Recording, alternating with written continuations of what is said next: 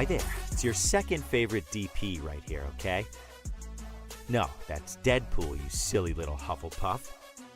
Anyways, I'm gonna need you to shut up that pretty little mouth of yours and pay attention because the show's about to start, alright? And, I don't know about you, but I know who's my vote for sexiest ex-soldier turned pop culture show host.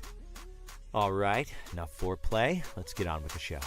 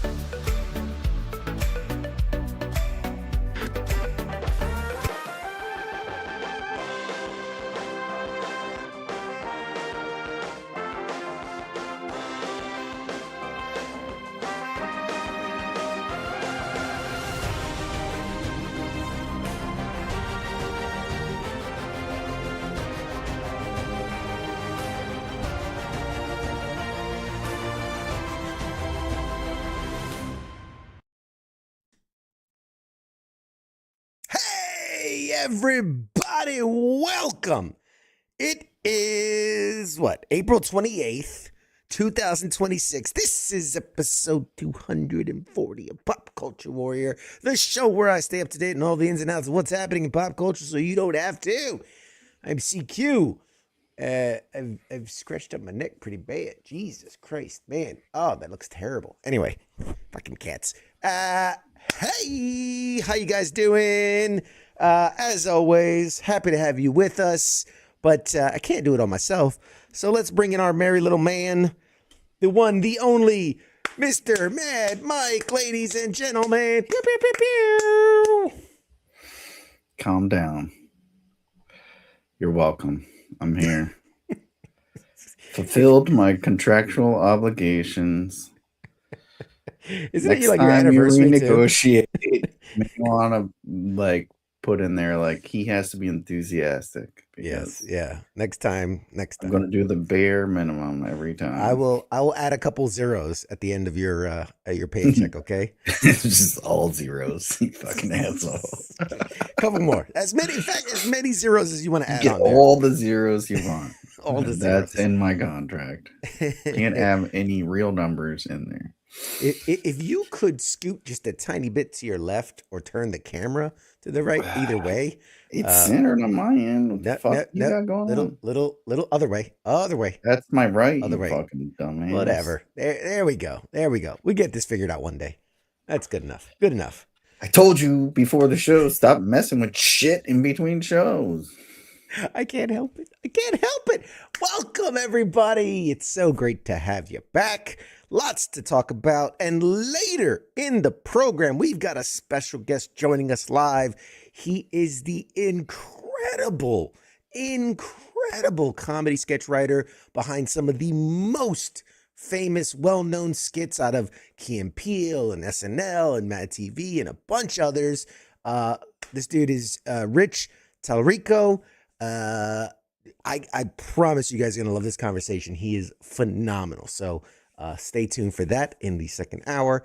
But first, how are you, buddy? I missed you, man. I feel like we haven't done this in a while. How you doing?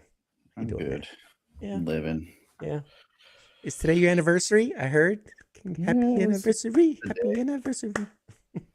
Everybody funny, that's what my kids do too. They're like, hold on, and then they're, oh, it's your anniversary, and then they fucking play that shit from Haunted Mansion with Eddie Murphy. Oh God. The only other two people that watch that movie. We got 3 people that watch it. You make up half the audience. There you go. Yeah. Quick shout out to our friends over at Meridia Books. They sent us over a treasure trove of new books from previous guest. Was it Josh? Well, no, this was Josh Baker. It was Leo Baker who came on the other week. Red Rovers. I'm gonna dive into this because this is that teleportation special ops book. Super excited to read that. I love my sci-fi. I love my military stuff. But they also sent over the Blackbird and Glitter, a cataclysmic. Is that the Blackbird novel from the show? Like that they made the show HBO? I think it was HBO. Are you talking about? Was it? It's called Blackbird, wasn't it? It was Bird Box, something like that. No, that's Sandra Bullock. Blackbird was with Fuck, here we go. Figure it out. What's that British spy movie where when their heads explode, it's painted or whatever? Oh, you're talking about Colin something was in it. Yeah, but Blackbird had the younger dude that was the spy learning to do the shit. Taylor Egerton. Fuck you guys. I figured it out on my own new stuff. It had him in it, and then it had the fat guy that's playing Walter Hauser or something like that. And then the fat guy that's playing Michael Larson, not the school one that you see here before you, but the guy that rigged the game shows back in like the early 80s or whatever. I forget. Walter, I don't know his Paul name. Heiser or something like that. Walter Heiser. They're both in Blackbird, and one of them's like he's a serial killer, and the other guy's like a criminal. Is that the fucking book or not? God damn it! You wouldn't shut the fuck up, so I can't get a word in. No, this is not the book. This is about In the quiet expanse of rural Eastern Europe, a young deaf boy observes a mysterious stranger rent the cabin on his mother's farm, and a bunch of other stuff. So, from the writer of Silencer and The Spy Without a Country, and the directors of the sci-fi thriller Kin, The Blackbird is an intimate and gripping story about those caught in the dark shadows cast by hired assassins. Nice. I should definitely get into voiceover work, man. I really should. I got a task for it. Anyway, I got a bunch of books to dive into. I'm very excited. So big shout out to Meridia Books. Thanks for sending those over. Stuff that you're doing for free. Like, I don't know, run this show properly. You're such an ass. Hey, Wayne, how's it going? Quick shout out to everybody watching it at home. Anubis, Wayne, Heath, I see y'all all. Hey, thanks for tuning in.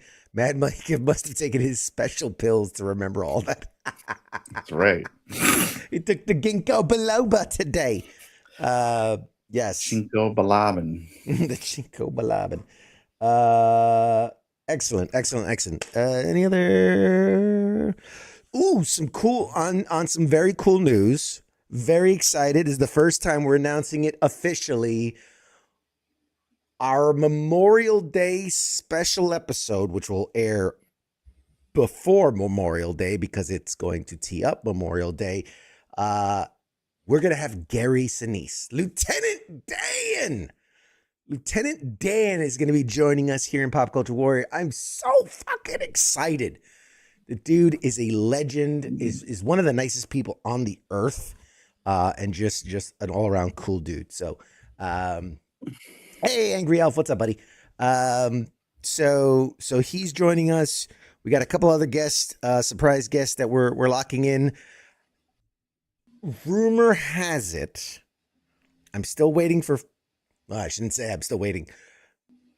Fuck it. I'm still waiting for final confirmations, but us here at WTF Nation Radio are teaming up with the Grunt Style folks over the Grunt Style Foundation to host a Memorial Day concert.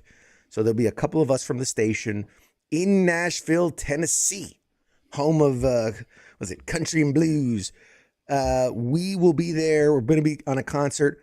There's rumored a party bus that will host live interviews hosted by yours truly, and special guests, musicians, military influencers. You would know some of them, or maybe you wouldn't. I don't know, but it's all coming together. It's all still kind of loosey goosey, but it's looking like this is gonna happen. So very excited, and tune in for that because that's gonna be really something. It's gonna be really, really something if it all happens. But dude, so many things happening. So many things. So many big things coming to fruition.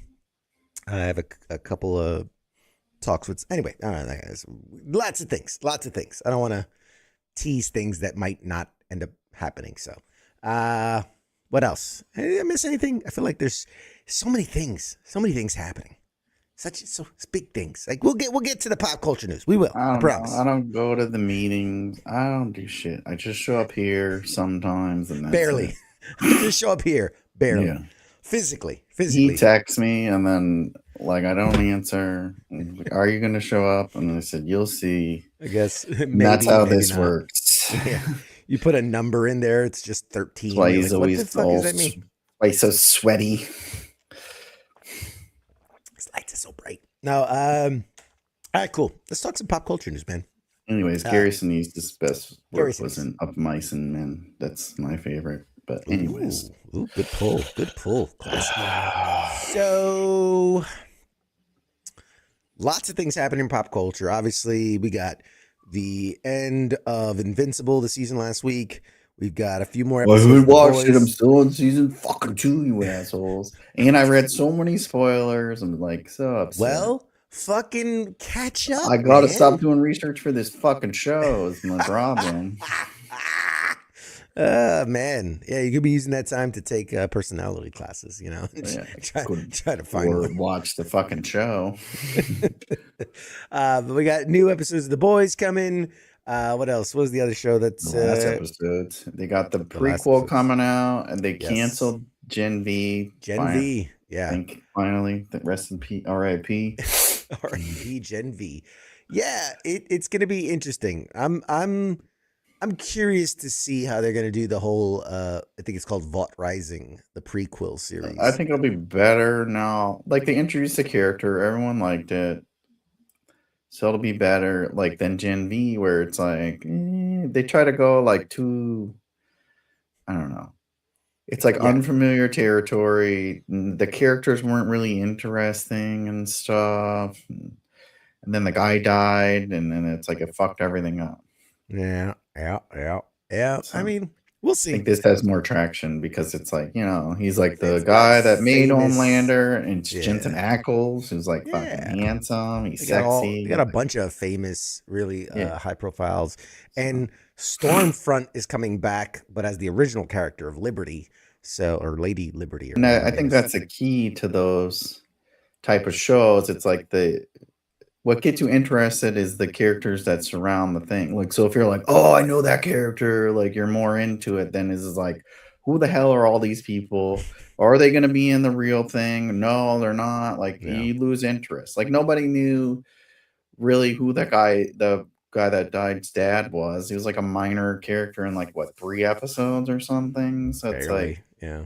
if they would have had maybe like the fucking fish dude or something, I don't know, maybe it would have done better. But you got to include the stuff that people know. Like, I love it.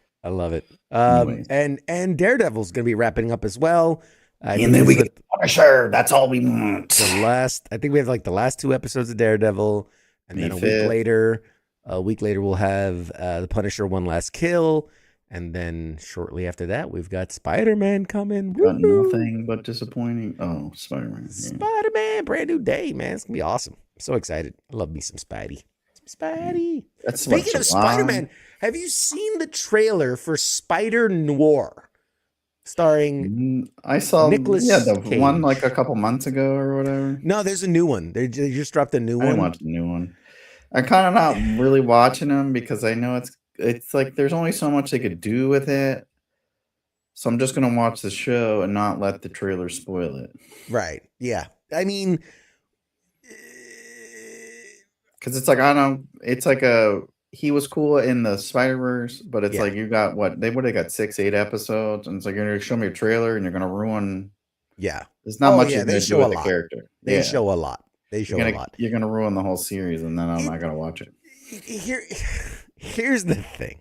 I watched the Spider Noir trailer, and they've got some talented actors, actresses in it. The special effects, it looks like Amazon put the money into the special effects. The problem is when Spider Noir is web swinging, it works. Like it visually it works. But there are a couple of scenes where they're falling or moving or doing actions where Nicolas Cage's face is revealed. And no CGI is good enough to make CGI Nick Cage look good while like swinging around and doing all this acrobatic stuff. There's just no CGI powerful enough. There's no, if you put every ChatGPT, every ounce of processing power that ChatGPT has, it couldn't make Nick Cage, CGI Nick Cage look good. Yeah, because he's got his weird, stupid face flapping in the wind. It's just, it looks so weird. Visually, all the special effects actually look really good. They really do. I won't spoil anything since you want to be, but there are powers, there are use cases, the webbing and all that stuff. It looks good.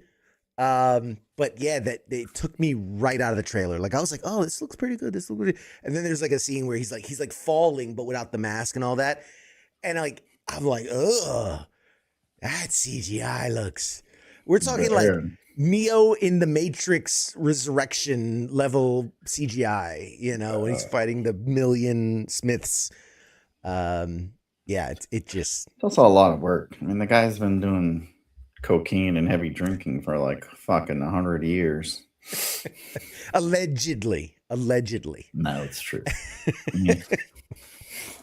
Partied with all like fucking Charlie Sheen had to stop partying with him. That's like how like hardcore that dude is. Not enough tiger blood in the world. Yeah, Or was it? so Yeah, it's tiger like- blood. It's a lot of work on those poor fucking guys. It's like, yeah. But yeah, I mean, it's I'm really trying to be.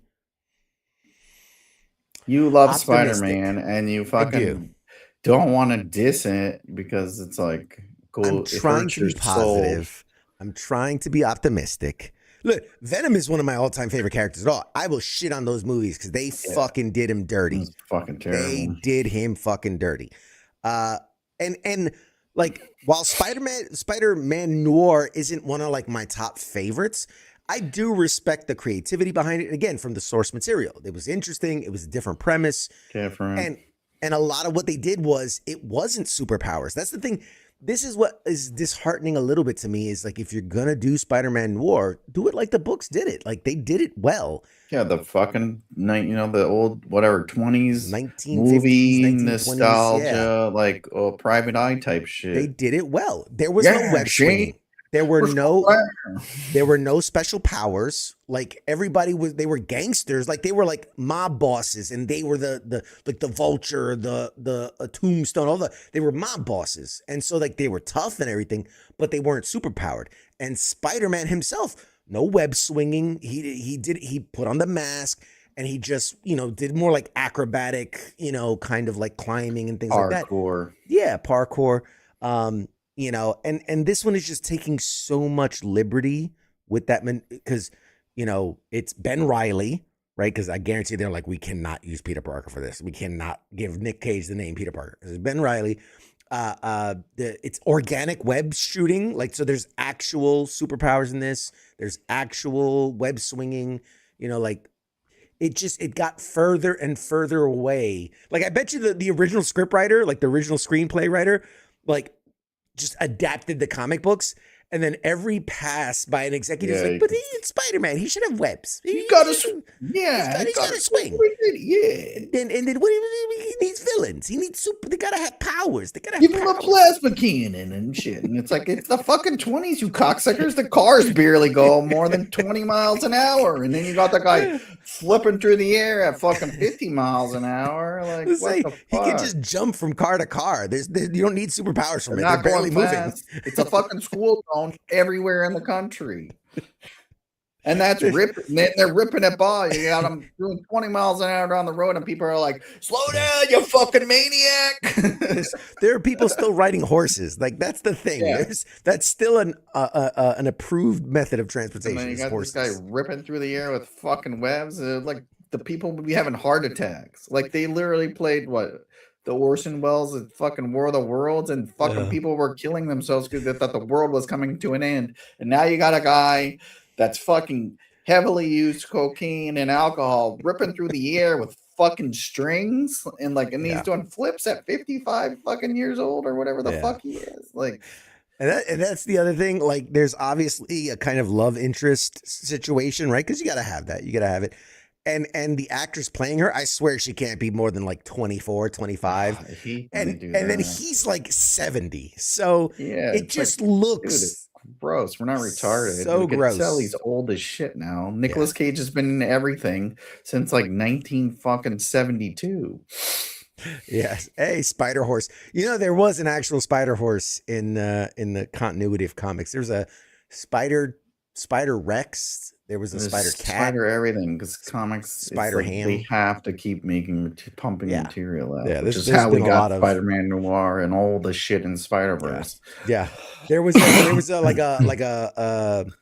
Lone Ranger Spider-Man who rode a horse that horse, like the horse had no powers, but it had a mask on, which I thought was hilarious.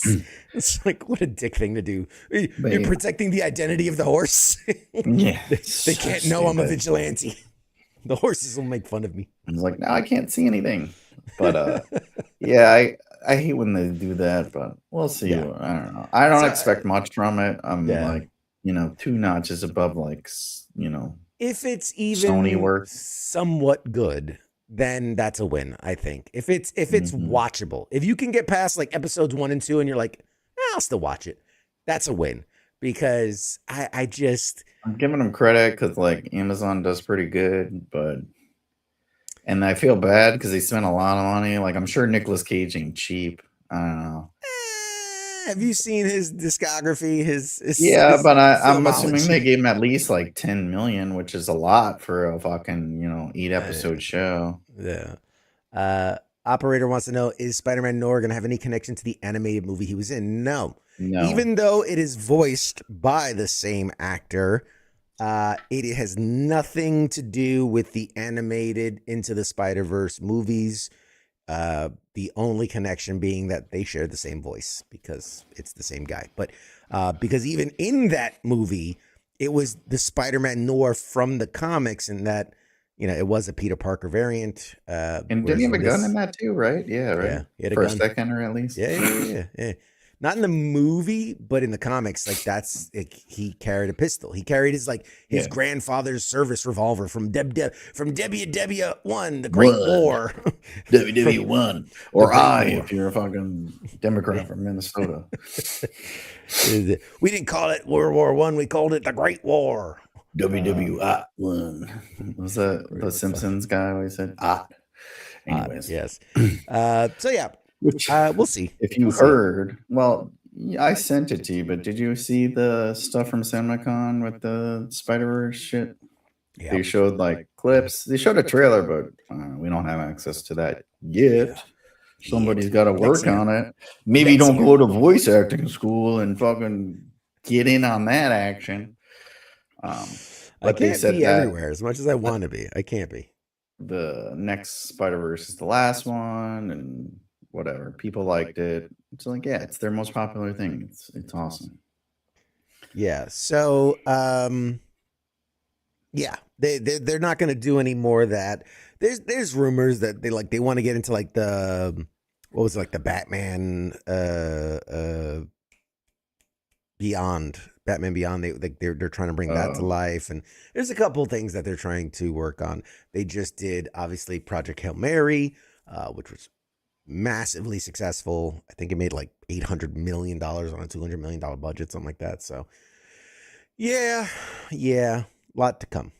But did you see the Clayface? Well, you run the show. You run the show, big boy. Go ahead. I love it when you bring things to me. Please go ahead. Did you watch a Clayface trailer? I did see the Clayface trailer too, and I kind of like the way he's taking it. It's interesting. Like it's kind of a stupid character. Like he's one of the ones where it's like they were trying, like reaching, like, man, we got deadlines this month. What are we gonna do? That's how I've always felt Clayface was. It's like at least he's portrayed like a stupid. He's always like a runner-up villain. Like it's like Clayface and then Joker. He's like a like a minor obstacle to the bigger villain and everything. Yeah, but I think a lot of that has to do with he's not meant to be intelligent, right? He's Clay, big dumb Clay. But even like in his alter ego, in his human life, he was this kind of special effects makeup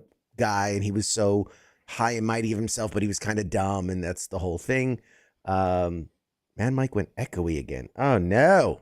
Is it me? Let me check this. Sorry about that, guys. If it did indeed, I apologize. But yeah, no. The whole thing. I think it's interesting take. I don't know. Echo cancellation. Let's do that off. All right. Anyway, noise suppression off. I don't know. Anyway, one person or multiple people? I don't know. It's fine. It's fine. Anyway, people can hear us or not, anyways. Fuck. Yeah. Since when do we care? What was I gonna say? Shit, I lost my train of thought. It's he's always been kind of a dumb, like he's the brawn, not the brain, right? Right. Shit, man. I'm trying to. Anyway, so it's one of those things where you don't really know if let's see if I put this there. If a character is gonna work, and over the years they tend to shift, right? Because sometimes there'll be characters, oh, super corny, and then you get that one writer who figures it out, right? Who figures out how to twist it into that the was like what they did with the Riddler, which was fucking great. Like, because he was also stupid, and then like, oh, like when they have fucking Jim Carrey with the question, like, yeah, no, like this shit's stupid, dude. We're not in the '60s. Yeah. And then they made him like, yeah, like you would think he would be in real life, like a weird fucking, creepy pedophile type dude. Yeah. Yep. Paul Tito is in real life, allegedly. So that's why I like that they're doing that, like with these villains. It's pretty cool. Yeah. No, I agree. Yeah. With the Clayface trailer, it definitely leans into that kind of like horror, suspense, kind of the jump scares of it all. I'm really curious. Kind of how you make it work, though. Like that's like probably the best approach to make it work. Other than like, oh look, I'm really big and I like smother you with clay. Like you're like, dude, here's some sunlight. I'll dry this bitch out, and you won't be able to do nothing. Like my kids leave fucking clay and Play-Doh out all the time. Just wait this one out. He's not gonna get far. He's just outside like shit. I just run outside and it was fucking and I win. Anyways, sorry. No, I think yeah, like you were saying, you really play into it. I remember I read it somewhere where they said this is supposed to take place like I don't know if it's like before Batman's around or early when Batman's around, something like that. Like, so that, it's not like, why isn't Batman showing up right away or something like, you know what I mean? It's like early in his career or something like that. But I'm curious to see how they tie it in, right? Do they tie it into the larger universe of what the DCU is building? Is this going to be solely tied to the Matt Reeves, Robert Patterson, Batman? Is this going to be skewed towards the DCU? Are we going to see it in that so it's interesting. It's interesting for sure. This was started by Matt Reeves, right? But didn't James Gunn produce it now or something? It has bounced around so much. Because remember, there was supposed to be a Gotham show, like a Gotham PD show. And then they were going to do... The Penguin was supposed to continue, I think. And then that was supposed to continue. And it's been all over the place. It's been kind of all over the place. So I'm for sure interested to see how that's all going to shape up and work out, but it looks good. It looks good. Early indication. It looks good. That's what, HBO? That is HBO, yes. And the problem, everything's either going to be Disney or Paramount. The problem is a lot of the special effects, right? Because when you have these characters in the comic books, in the cartoons, they're larger than life. One of the reasons why we never had a live action claymation, Clayface, is like, how do you visually do that? How do you make something that doesn't look like a giant turd that's walking around, like a giant poop emoji, without spending a whole bunch of money. Without spending a lot of money. Which is why they focused on more ground level, Penguin, Riddler, ground level heroes that don't require a lot of special effects and things. But it's going to be interesting. It's going to be interesting to see how it all unfolds. I do love the idea of let these characters live, in a shared universe, but that doesn't mean everything has to be cut and paste the same. We've talked about this before, and that like Clayface makes sense in a very dark horror style of a movie. The Joker could work in a very over the top, stylistic, like almost seeing it from his perspective. Everything's kaleidoscopes and fucking, natural born killers, vibes. And then you can have your Superman cheerful, colorful, save the day, and they can all live in that same universe. It just, well, because they do. It's like how we live. Yeah. Today, like if you're fucking insane, you could see everything like all bright colors and kaleidoscope while you're fucking slitting people's throats. Like, I don't fucking know. You're fucked up. But it's like your little picture, and then all of a sudden some asshole who's got billions of dollars fucking puts on spandex and starts pounding your fucking face in. And you're like, what the hell? And then he's like, it's justice. Just take a nap. Oh, sleepy. Vengeance. Whatever he says now. I can't remember. Yes. Wayne says, if you think about it, Batman is kind of like Santa Claus. If his parents weren't killed, he would have had toys. So he gets rid of criminals that steal everything. Plus he makes his own toys. Yeah, sure. I got you. Like it's the other side of the coin. It's instead of Krampus, it's Batman. Where does he get those great toys? Yeah. Let's see. In some other news headlines, I gotta mention this just for the nostalgia of it. Shannon Elizabeth, who men of our age, I mean, let's be honest. The lady from American Pie, right? Yes. She was Nadia in American Pie, the foreign exchange student who we all would have been Jim in that moment, just like, I mean, amazing. She has joined OnlyFans,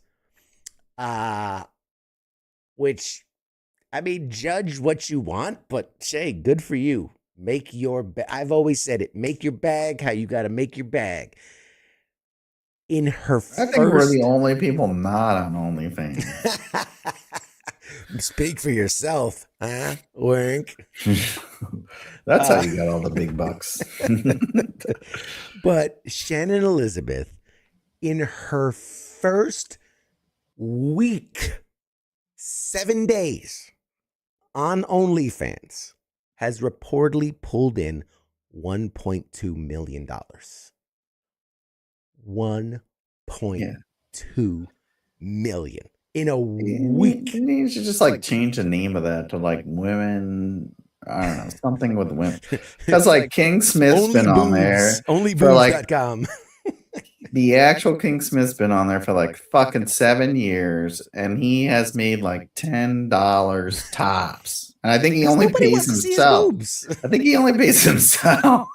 Who wants to see King Smith's boobs? For real. Well, he's like, it's not just about nudity or whatever. I'm like, who the fuck? Like, no, I don't know anyone that goes on OnlyFans. It's like, yeah, I just want to see behind the scenes of They've whatever. Got great articles. I'm only on OnlyFans for the articles. I want to know about Shannon Elizabeth's acting chops. Yes. Like, did you go to Sweden to study that accent, or it's like, no. There's only one reason. There's only one reason. All dudes that fucking put up money. Like, none of the dudes, if you could look at every dude on OnlyFans, it's nowhere near the fucking pay that women are getting on there. It's like any popular lady that looks half decent is like at least $1 million. Any dude on there, maybe tops, I don't know. I don't even know any dudes that are on there, but I'm assuming it's probably like maybe tops like 50 grand at like the most. No, not even. Because also women are smarter with their money. They're not gonna fucking pay to see some guy's ugly fucking little dick on there. Scott said it's like going to the hub for the plots. Yeah. Oh, this is really good storyline we got going on here. I'm just trying, it's a shared universe. I'm just The trying. guy's just trying to fix the sink, and the lady won't leave him alone. Like, fuck, goddamn, fucking garbage disposal. Who doesn't have a credit card? Who doesn't have Apple Pay? In his face, like, what a bitch. Just really want to know how this plumbing job's done. I got the same problem at my house. Same leak. Got the same drippy faucet. How does he fix it? Just trying to work out in the gym. Like, yeah, I bet he is. Yeah. So I mean, hey, kudos to her. Make that money, player. She You're not made getting that money. movie roles. Fucking go on there. What's her name? Did it? Charlie Sheen's ex-wife made a bunch of money too. Yeah. There's. I mean, that's all I hear. That's the only headline. It's like so that you forgot about joined OnlyFans and now has millions of dollars. It's like, okay, God bless you. Like, and, for I was years, a lady, I'd be all up in there. I'd be on there. I'd be on Feet Finder. I'd be fucking selling my fucking panties. I would be fucking selling my pee. I'm like, so farts in a jar. That's a big one. That's a big one. Farts I'm over here doing this show for free, like fucking. Not even free. I'm fucking forced to do it. Like, oh, you're not gonna be my friend if you don't show up. Nobody wants to pay for your farts. I tell you what, man. You're just giving them out for free. It's all bark. There's no bite. That's the problem. So, anyways, no, get paid. Power to you. They're underpaid to begin with in the fucking film industry. So whatever. Absolutely. Yeah. It's what made you popular and made you money to begin with. Got you the job. Like, yeah. Lean into it. How old is she right now? Is she coming on our show? Wait, she coming on our show first. We should precursor this. So funny you should mention that. No, actually funny enough, she lives in Brazil now, and she does a lot of not community. What's it called? Like charity work and like building stuff and all that. So she does a lot for the underprivileged and things. So good for her. Good for her, man. She's gonna be doing that in a thong on OnlyFans. Got it. Basically, here I am feeding this underprivileged child. Building this. I don't know how they live in Brazil, but it's like, oh, I'm building this shack. And it's like, why is your tits out? I'm like, I don't care. It's hot. It's very hot. Sold. Anyways, that's how they always are in Brazil. Anyways, everyone's like always half naked. Except Jesus, who's on a hill like this.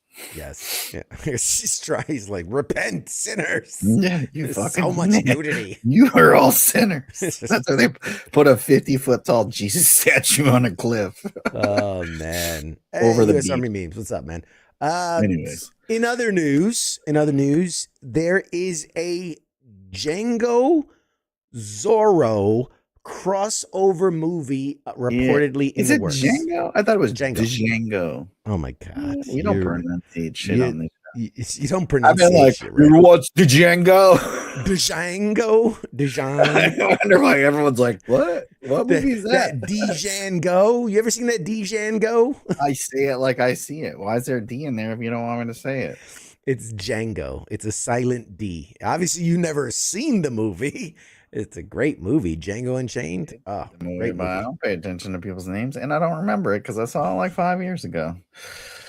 Anyway, so there's a Django Zorro crossover movie that's in the works. Reportedly, Quentin Tarantino has nothing to do with it. He's not directing it. He's not involved, but doesn't want to get credit because he's only going to do 10 fucking movies. You queer.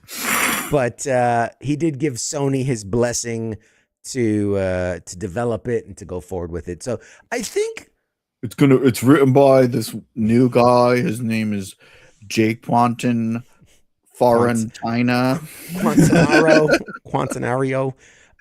Listen, you need to get our guest to come up with a name for him.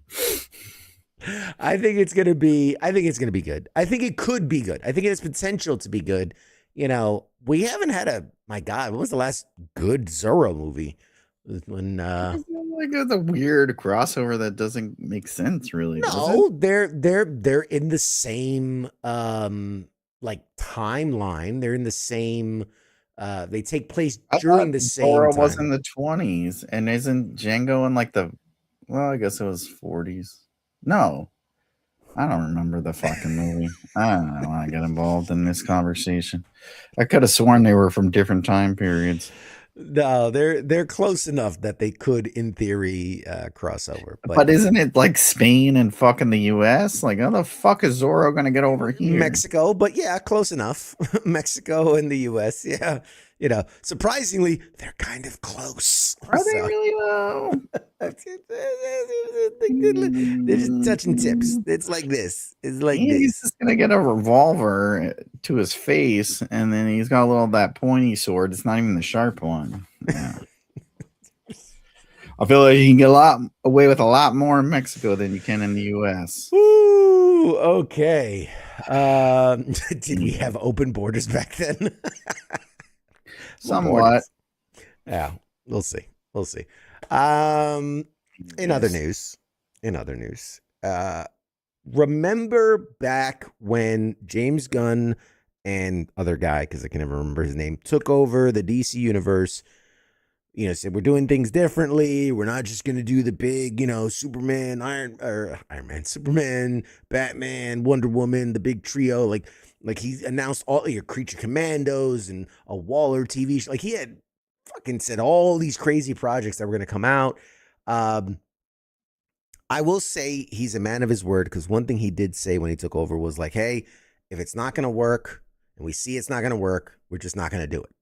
Right. And to their credit, because I can't remember one time that Marvel announced something that they didn't put out, regardless of if it was good or not. To its detriment. But there was going to be a Waller TV show that got shelved. There was going to be, oh man, what was the other one? There was something else that got shelved. There was the Batgirl movie, but that was kind of a different issue. But the latest to hit the chopping block was James Gunn had initially said he was going to do The Authority. Now, for those that don't know, The Authority is like a Justice League spinoff, but they're like extreme and whatever. But apparently, from James Gunn himself, he said it's currently been scrapped, that it wasn't developing the way they wanted it, that it wasn't going to fit into the larger narrative that they're building, and that it could come down the line, but not anytime soon. So on one hand, big kudos. If it's not working, fucking move on. Put it on the shelf. Come back to it later. You know, Kind of sad because I like The Authority. Yeah. Down with The Authority. But it's a good thing. Like, I think that's what you got to do, because it's like, it could be a good story. Like, it is a good story. If you haven't read it, I suggest you look into it. But it probably has, like, you know, Spider-Man Noir fucking add-ons and shit where it's like, oh, let's have him flying. Like, let's have him fight a fucking whatever, you know? And it's like, that's not what they do. So James Gunn's like, no, let's shut this shit down. Yeah, before like, this is trending in the wrong direction. Yeah. So kudos to him. But on the other hand, you know, we got Superman. We've got, you know, Supergirl coming out. Super gal, super people. You know, the Lanterns. Also doing Superman 2, they're filming now. Yep. You know, so Lanterns? Did you see that they just pulled all the trailer? Like, you can't look up the trailer anymore. Yeah, that's interesting. Yeah, isn't that strange? So did he pull that, you think, too? Or no. Right? No, I was like, it's already done. Yeah, and it's even pretty good. It got good. I thought it was interesting. I don't know. Well, a lot of people were shitting on it because there wasn't much superheroing in the trailers. And also, like, the suits were all brown, which were like, the fuck? They're not the brown Lanterns, it's the Green Lanterns. It's the teaser, and it's like, yeah, they work up to it. Yeah, so. And it's also the Lanterns, which is a fucking gay fucking shit to begin with, but whatever. The views and opinions expressed by Mad Mike are Mad Mike's alone, and not in any way, shape, form the direct opinions of WTF Nation Radio and Pop Culture Warrior. Viewer discretion is advised. I got a ring in a Cracker Jack box. Now I got superpowers. I'm But gonna make yellow, a fucking hammer. but yellow makes me sad. I got a Aw. light hammer. It's like the light never really hurts anyone. They're like, oh, I got a slight headache. Oh man, like Right in my eyes. Ah, you it's like asshole. no one's ever like swinging a flashlight around and you're like, whap. Oh shit, thanks, Dick. Just saying. Now, you guys just ruined Green Lantern for me. I'm not watching. And Yellow Lantern and Red Lantern. God. Anyways, One of the as he big said, my personal views. That's why I don't have my own show. So I saw one of the big, like, it's funny. It's one of the big, I mean, again, nerd, geek, whatever you want to call it. There was this big brouhaha forming over the Lanterns trailer because it did show them flying, but they didn't have their signature green hue around them.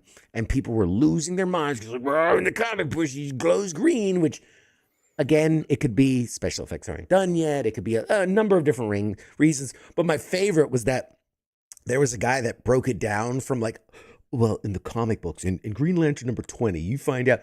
And it boils down to that the green bubble around them is only needed when they need protection, whether they feel like it's a threat or like if they go into space, it provides they can't breathe in space. Yeah, so it provides them oxygen.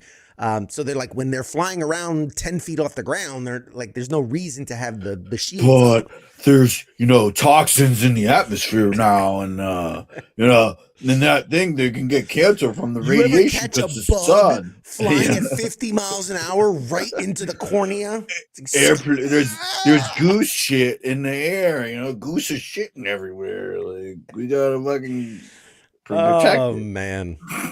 I just want one scene. I like how that's that's what we're coming to as a neat, let's not solve like fucking, global warming or fucking plastics or anything. Like, fucking guy doesn't have a green ring around him in a fucking fake TV show. It's the end of the world. Got a goddamn decoder ring that makes him fly through the air. Everyone knows that decoder rings don't do that. God forbid he doesn't have a fucking green bubble around him, which it's like they fucking did that in the comic books because they got to draw it and they got to make you fucking believe. If you just showed him floating in the air, like, you would think it's stupid. So they got to put a fucking green ring around him. They also have to use a certain amount of ink to fucking, otherwise they don't get their ink for the next month. Yeah. Which I always thought it was strange that you could see the green glow around them as if it were some type of shielding, but then when you're looking at him straight on, you don't see any green. Like, it's green, it's clear. It's like he would always have the shield on because he always needs to be protected. Because like everything I don't know if you ever listen to everything, but everything in the fucking world is harmful to us at this point in time. Yeah, pretty much. And he's probably also has a lot of gas. I mean, I don't know. It could just be fucking him farting constantly, and because he's radioactive, it's a green fucking aura around him. What if you were in the green bubble and you farted? Would that just like you just Dutch oven yourself in space? Just like, oh. Does the bubble have filtering? I knew we shouldn't have stopped at Taco Bell. Is there filtering in that thing? He's always on the road. He doesn't have time to make his own meals. He's eating fast food. So it's like always nasty farts. Oh man. So also, if you're flying through space, you only had 15 minutes of oxygen or something, like in that tiny whatever it is 511 bubble. Well, solve that one, fucking the nerds. ring makes green air, so there you go. It's breathable green air. Bullshit. And issued 213 and a half. He didn't make air. He said he doesn't make air, and he almost died by the the orchid villain of the Naru, whatever. No one read Green fucking Lantern. It's a fucking terrible character. It was a backup character. Can you tell Mad Mike went to improv classes? He graduated from improv school. CQ was my teacher. That's how we met. So here's some quick hitting news for you as we round down the hour. Invincible, the TV series, is planned for 7 to 9 seasons, according to Robert Kirkman. We just wrapped up season 4. Season 5 is slated to release in 2027. So, yeah, I mean, if they could ramp up production, man, we can get these yearly, these 8 episodes.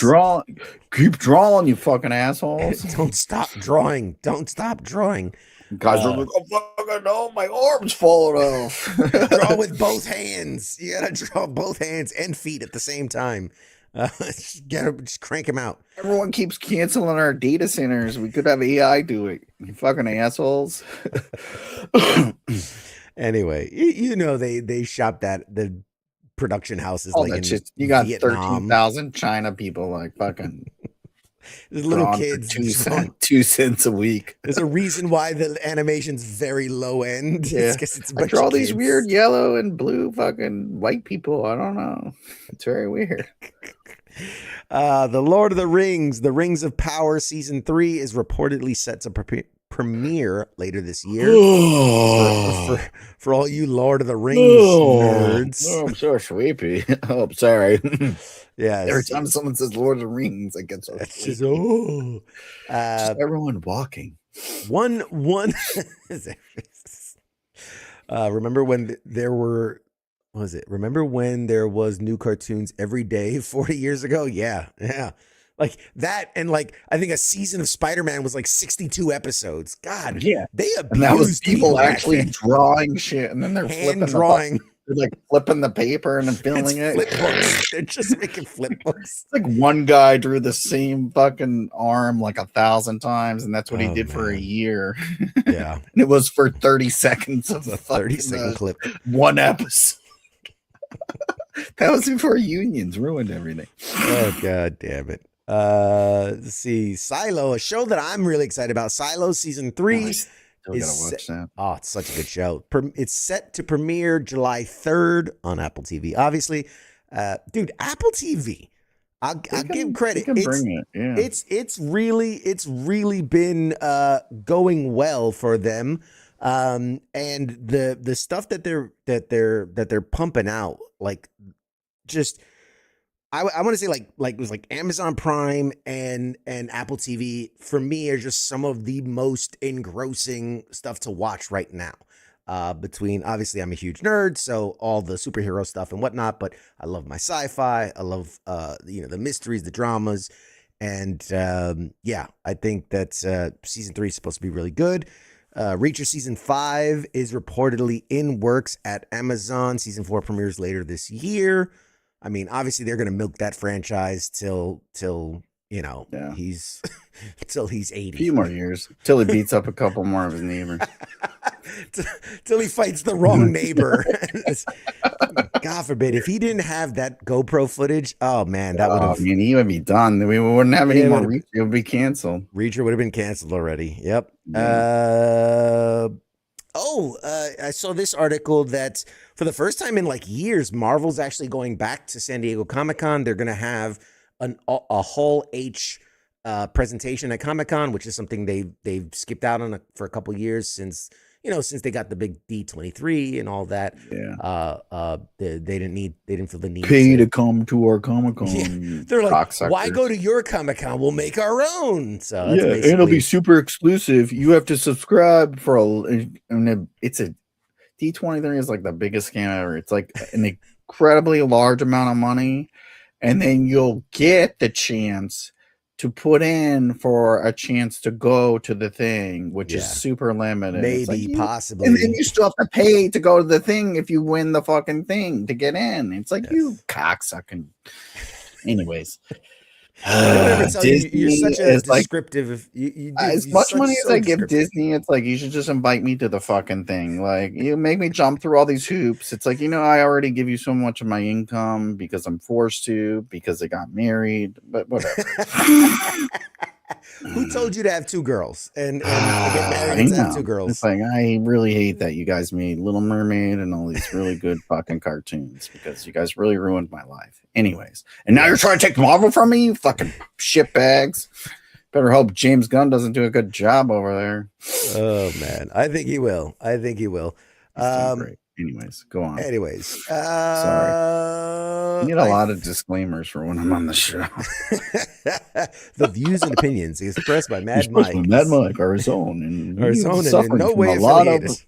of other things going on. He's got PTSD and all the other things. He's very angry. Disney is a trigger. Even though he goes there every fucking day. The word Disney's a trigger for him. The last thing that I was going to share was that the Gears of War movie apparently has a strong script in development, and apparently Kevin Netflix Hart and The Rock are going to be in it. I knew you were going to say that. Yes, apparently it's going to be Kevin Hart, The Rock, Jack Black, and that Terry plays Lobo. Crews. Who's the Hawaiian guy? That's Jason Momoa. Jason Momoa is going to be in it. Yes, yes, they're all going to play the same character. Yeah, I knew it. I knew it was coming. Nailed it. And but yeah, no, it's going to be on Netflix. Apparently, that Netflix is going hard on it. Pushing 100% to make it the best it could be. Again, we've talked about adaptations in the past. The good ones, the bad ones.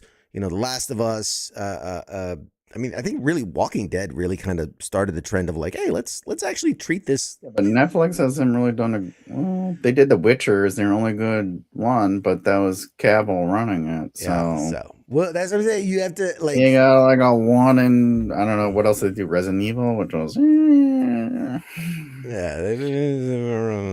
really high hopes. Robbie Amell was in it, and he was great. He was like phenomenal. Amazon or HBO. I'd be like, okay, they kind of got it, but it's like. But yeah, not surprisingly, there's another Transformers movie in the work at Paramount, of course, because they're gonna Mark Wahlberg needs more money.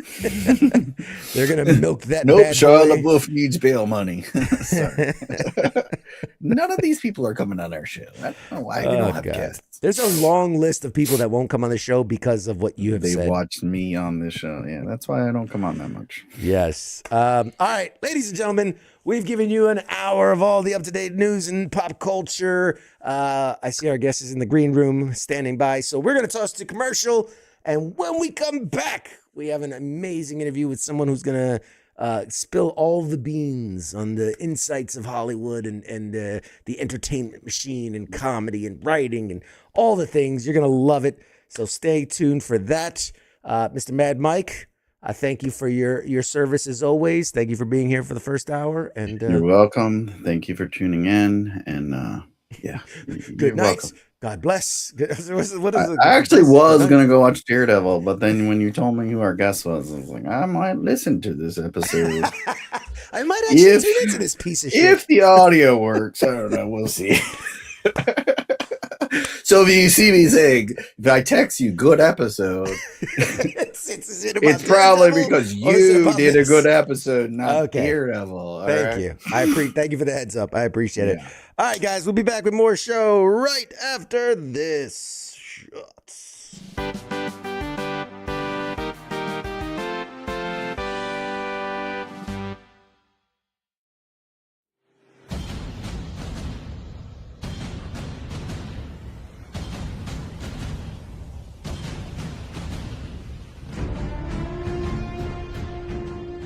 Hey, you there?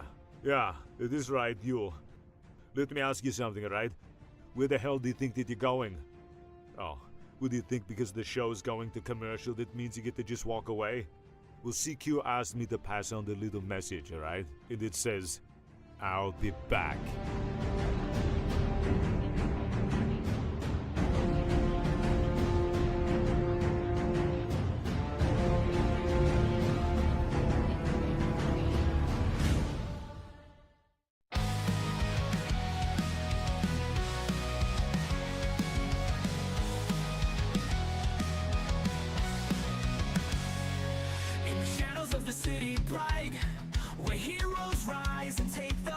There's a voice that breaks the night.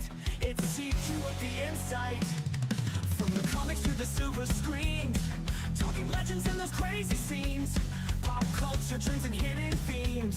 CQ reveals what it all means.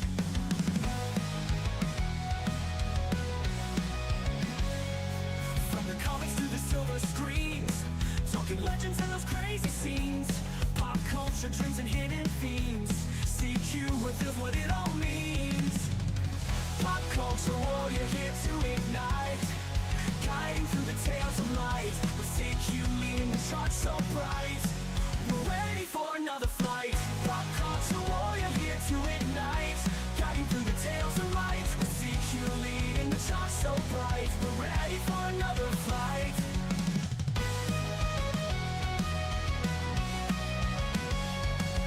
Marvel at the twists and turns, villains playing, heroes learn. Every episode we'll discern lessons from the past to learn. Games we play and books we read, CQ's wisdom's what we need. Memories that make us bleed, together we will take the lead. Pop culture warrior here to ignite, guiding through the tales of light. With CQ leading the charts so bright, we're ready for another fight. Pop culture warrior here to ignite, guiding through the tales of light. With CQ leading the charts so bright, we're ready for another flight.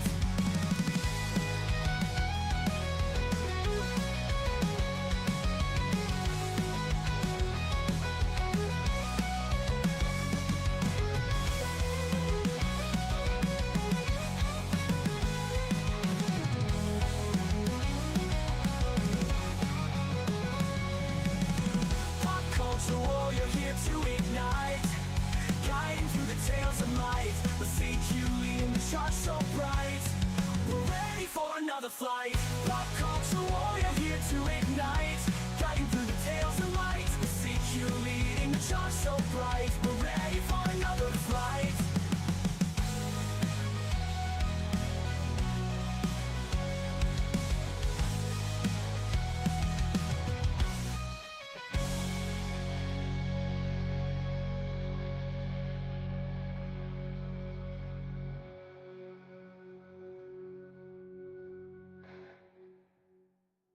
Hi there. You're watching Pop Culture Warrior. This is the way.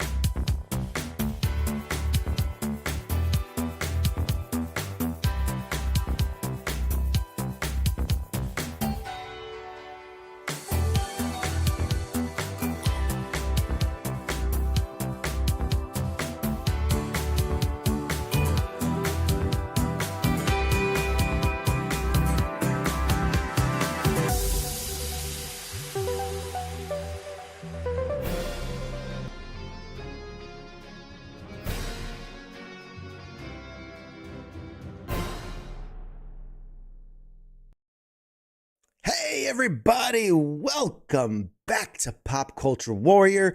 I am of course CQ, your host extraordinaire. I am so freaking excited for tonight. Oh, I can't tell you how much excitement I have tonight. Tonight's guest is a man whose comedy work has reached millions. Whether they know his name or not, he is a Peabody Award-winning writer and producer, a 4-time Emmy nominee, and one of the brilliant minds behind some of the most iconic sketches from Key Peele, including the all-time classic substitute teacher sketch that introduced the world to A.A. Ron. I mean, you know it. You don't pretend like you don't know. You didn't even watch the show, you know about it. His career his career also includes work with The Second City, Saturday Night Live, MADtv, The Tonight Show with Jay Leno, and so much more. These days, he's performing stand-up comedy, teaching the next generation of comedy writers, developing new film projects, and speaking out on behalf of creators all over Hollywood. Ladies and gentlemen, let's dive straight into this. Please welcome tonight's guest, the amazing Rich Talarico. All right. Let's Hello, go. hello. Let's Hello, go. everyone. Man, you are legend, right? I thought I knew a lot about you just from the brief, and then as I start diving in and I start like researching and look, I'm like, oh shit, he was involved with, oh wow, he did that and what? So first off, we bow to your status. We are great admirers of comedy. Obviously, I love stand-up comedy. I love writing, and obviously, I host a pop culture podcast. So Key Peele is up there with the legends of pop culture for sure. Oh man, I don't even know where to dive in to start. Okay, let's do this. Let's do this. A lot of people know your work, right? But they might not know a lot about you. So when someone asks you, what do you do? How do you describe Rich Talarico in 2026? Well, thank you, my friend. And thank you for having me. It's such a treat to be here. I think of myself as an artist, and if people haven't tuned out after that, I'll keep going. But I wear many hats. I'm a producer, I'm a director, I'm a writer, I'm an actor, I'm a stand-up comedian, I'm a teacher, I'm a director, I'm an editor. And I love all of it. I just love being creative on whatever level I can, anytime I can, and been very grateful to, work in a lot of different capacities. Outstanding. And I mean, you said it all. You've done stand-up, you've done improv, the acting, the producing, the writing. Which version of Rich came first? Well, that's a great question. Thank you, my friend. I think one of the first things I did was a high school musical, and my school was really poor. We grew up poor. Like, we didn't have sports one year because they didn't have it in the budget. I mean, it was, they didn't have a lot in the town. And we had this terrific English teacher who, after many years with no musical either, decided to put up a musical. And I was really interested in art and drawing and things like that. And a guy in my art class was like, hey, let's go to check out the auditions. But we really wanted to be on the stage crew. But I saw people auditioning, and it caught my attention. I auditioned, and really what started it for me was in that musical at 15 years old, getting my first laugh from a crowd. That was a touchstone moment. And, that was my first love, was acting, and I got into stand-up comedy shortly after that. Outstanding. Yeah, and you came through the Second City system, which has produced monsters in comedy. What did that environment kind of teach you that is something you still, like, it still matters today? Yeah, well, I mean, I think I can give you some perspective. If you allow me just to go back in time, Please. Just a tiny bit. So I did this musical in high school, and my art teacher, I knew, his name is Talarico, actually. He spells it incorrectly, though. But he was my art teacher. I'm still friends with him. And, I knew he owned a nightclub. And, I was already doing little stand-up things at the high school, and I thought, well, I'll ask him. And I said, hey, I want to do some stand-up comedy at your nightclub. What do you think? He goes, I love it. Let's do it. He didn't even think about it. And at 17, I was doing stand-up, and I started doing community theater. I dropped out of community college, and heard about Second City. I had heard about them. They sent a brochure, and within a couple of months, I was living there, and I was 19. And my first teacher was Stephen Colbert. Incredible guy, Wow. incredible teacher, all about the love. And I took his class, and then we were all going to audition as a class to get into the proper training, the conservatory program. Everybody but me and my scene partner gets in. So it's just me and two other people. I had moved there and I really thought I was one of the best people in the class, to be honest, but apparently I wasn't. I retook Colbert's class. This time I auditioned at the end of the class with a whole nother team of people. Everybody but me gets in. So I go to Colbert and I say, hey, what am I doing wrong? What should I do?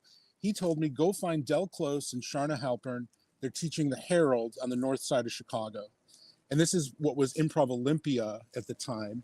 And I went up there to take some classes. The ethos was very different, teaching the same thing, but with a different mentality. And I really loosened up, ended up getting into Second City, auditioned for their touring company, and then didn't get in. And then went back to Improv Olympic to do more shows and classes. And then I auditioned again for Second City to get in the touring company, didn't get in. Went back to Improv Olympic, went back to Second City, auditioned a third time, didn't get in. Went back to Improv Olympic just to get more stage time. And I remember thinking, I'm up here with all these losers at Improv Olympic. But these losers were Tina Fey, Rachel Dratch, Adam McKay, John Favreau, Jack McBrayer. I mean, just these incredible people. I think I said Adam McKay twice, but that's how good he is. And eventually I did get into Second City. I did the national tour for them. And then eventually got into the resident companies. I worked there for 5 years, complained about it for 10. And that was like kind of what I really wanted to do in Chicago. And I think I'm remembering your question from a few years ago. You said something about what did I take from there to here? Yes. And well, it's the journey. It's the road of trials. It ain't supposed to be easy. I don't think. I think that it is, Bob Ross, the great artist, says that talent is an applied interest. And I took that to heart. I took a lot of the advice I got to heart. And look, things are still tough. It's always tough if you're in, the entertainment business. It's not always an easy path. There's a lot of challenges, but you just keep coming back, you keep doing the work. And that was what I took from that, because I definitely kept coming back.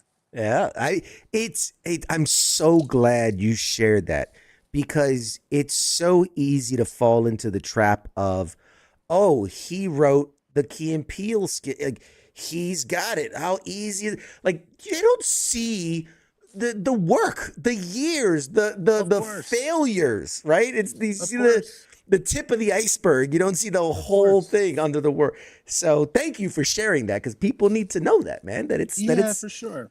It's a marathon. They're lessons. There's things that you can learn, and I think you guys say adapt and overcome. Man, he's learning the military lingo. He's getting in there. Oh God. There's comedy and military stuff. That's for days. Oh, I know that. Well, I've been working with Vets with Benefits in LA, and now ASAP, of course, very happy to be working with them. And I appreciate you military folks. I was in the Boy Scouts and I went AWOL.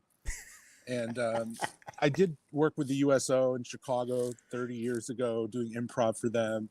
So have a great appreciation. A lot of my family are in the service, and really appreciate all you guys do for us. So thank you. Outstanding. No, we thank them for their service and for what you do for veterans as well, of course. Now, I don't want to be the guy that's like, let's talk about the hits, but just for a moment, allow me for a moment to just chef's kiss. It's so good. We have to talk about the substitute teacher bit. Sure. When you wrote it, when you were writing it, did you recognize that there was something there? Like, is it, because I gotta imagine some stuff you're like, this is good, and this is not my best. Like, when you're writing this, what's going through your mind? Like, is you're like, oh, we got something here. I think, of course, I got something there on anything that I'm working on. Otherwise, I wouldn't be working on it. I think there could be something here. There's enough for me to keep following it. I talk about this in my writing classes, which we're doing a new one starting in June with ASAP. That there are a lot of strikeouts. When I worked for Leno, he did 30 jokes a night, but he reviewed 300 a day to pick the top 30. For Key and Peele, we needed 128 scenes for the final season.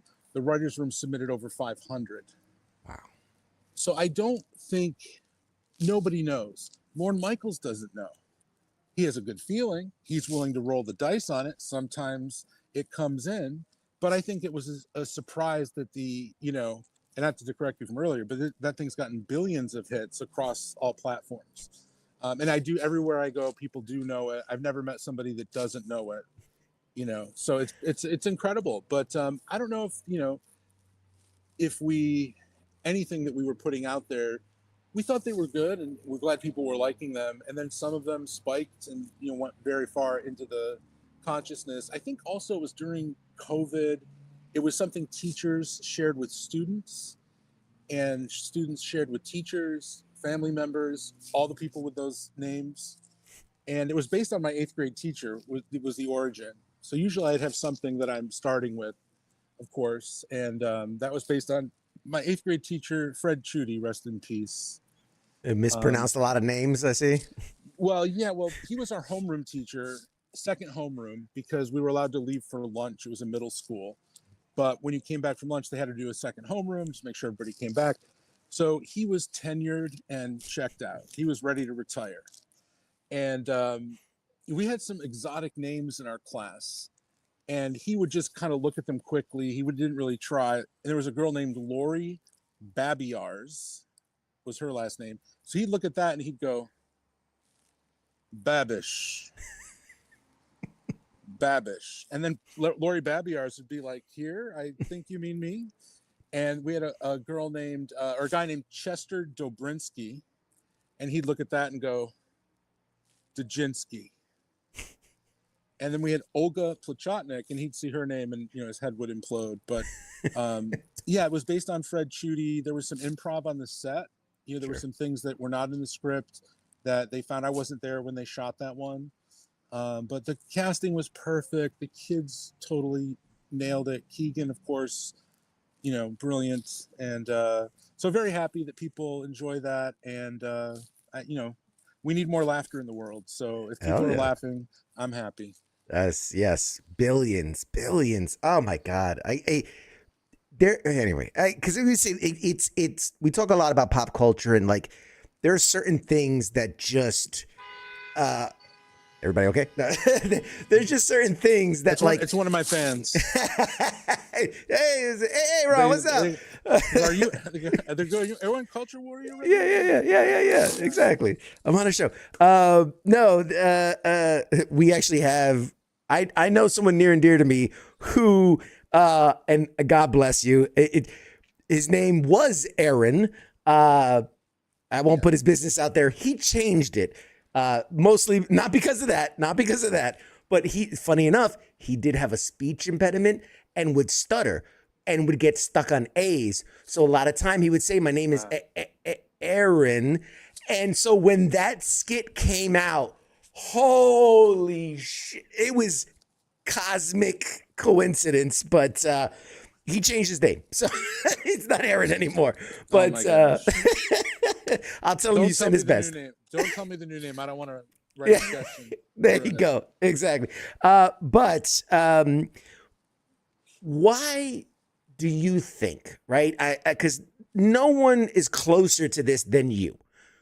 Why do you think that sketch and a few of the others, I think the President Handshake one, Racist Zombies, like there are certain ones that just like latched on, and still, if I'm scrolling Facebook or TikTok or whatever, you'll still see the clips coming up and every day.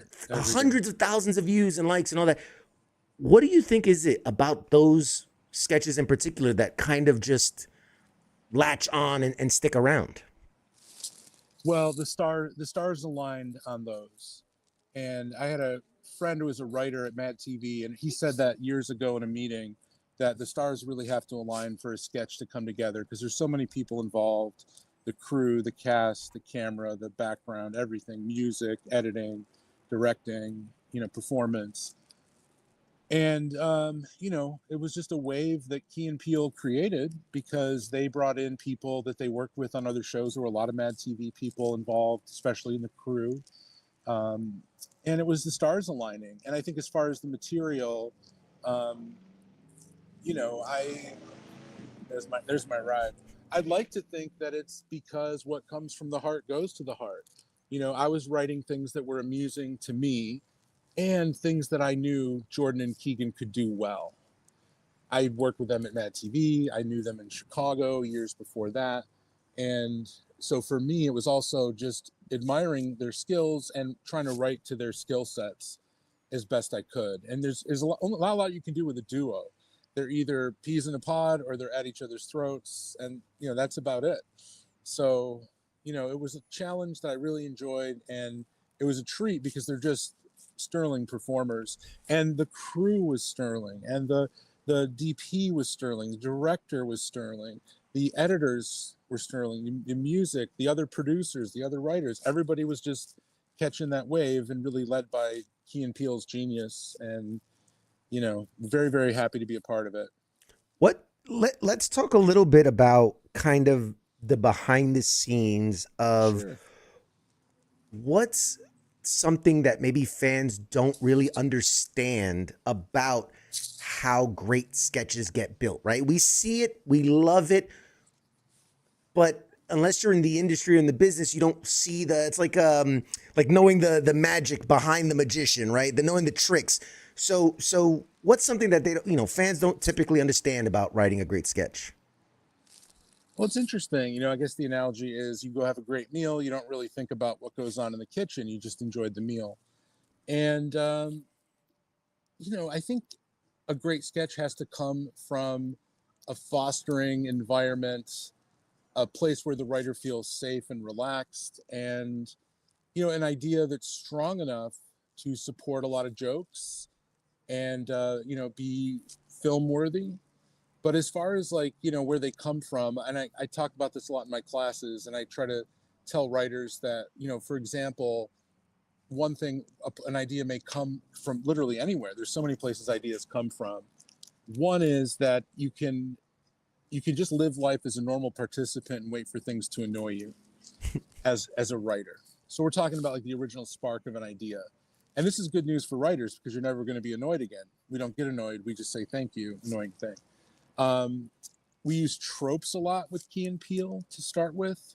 So a trope is a motif in film, television, literature, other places. And for our purposes, a trope conveys a who, a where, and an expectation. So the old lady with the cat in the tree in the fire department are pulling up. Two people defusing a bomb.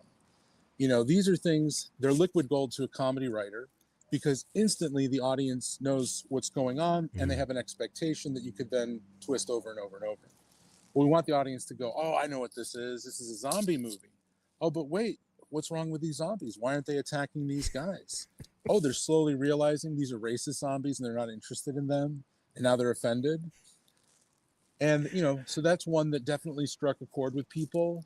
But it's nothing special, in the sense that we're just working with a trope that everybody knows, a zombie movie, and we're twisting the trope, and we're twisting it through the Key and Peele lens. It's an extension and an exaggeration. What if racism got so bad? It would actually be a good thing for people of color, or people that racists would target. Hey, this is actually great. Right. The ending of that. Hey, there's a party over here. Come on, we're enjoying ourselves. When you're writing for something like that, because as you said, the kernel, the truth, the trope, whatnot, do you write in the way where you're automatically thinking oh, this is Key, this is Peele, this is, or is it just, here's the idea, which one do you guys connect with? How do you decide who gets what bit and what part, and how does that all come together? Yeah, every morning we'd get there, and there would be a meeting, a chance to talk about what you're working on, share it with the other writers, and we'd all kind of throw ideas at each other. So for example, I had one and it came from a trope, an unusual trope that I saw in a movie, and it had a military context, so you guys will appreciate this. But I think it was like the Spanish-American War, and a general was disgraced. And he said to his subordinate officer, "I order you to kill me." Yes. And I was like, what? Like, I just wrote that down as a writer because, like, I can't believe that that's even possible for... Is that possible? Can a senior officer give that kind of a command? I mean, well, if we're talking about current day military, it's not something that would happen. But technically, you're allowed to ignore certain orders if they go against, certain conventions, like Geneva Convention or war tribe. But Sure. continue. Yeah. So anyway, it was from the Spanish-American War, so a while ago. And I wrote this sketch as basically a general telling a subordinate to kill him because he disgraced himself. And my twist was, what if the guy just didn't do a great job of killing him quickly? And what would that be like? And we read it at the table with the writers, and it didn't get picked for the show. And a couple weeks later, one of the writers came up to me and said, "Hey, what if you tried that, general murder idea with combining it with Coney?" And Coney was a huge African warlord around the time Key and Peele was on. And Coney was this, reviled warlord because he was using child soldiers and all this. And that actually made the idea so much better. I wish I could remember which writer said that to me, but it made it so much better because now there's a reason the guy's terrible at killing him, because he's a soldier over the age of 8, and he's trying to kill him. And there's the whole sketch is just filled with irony because the guy doesn't want to get tortured by the enemy, and he ends up surrendering to the enemy to escape this torture.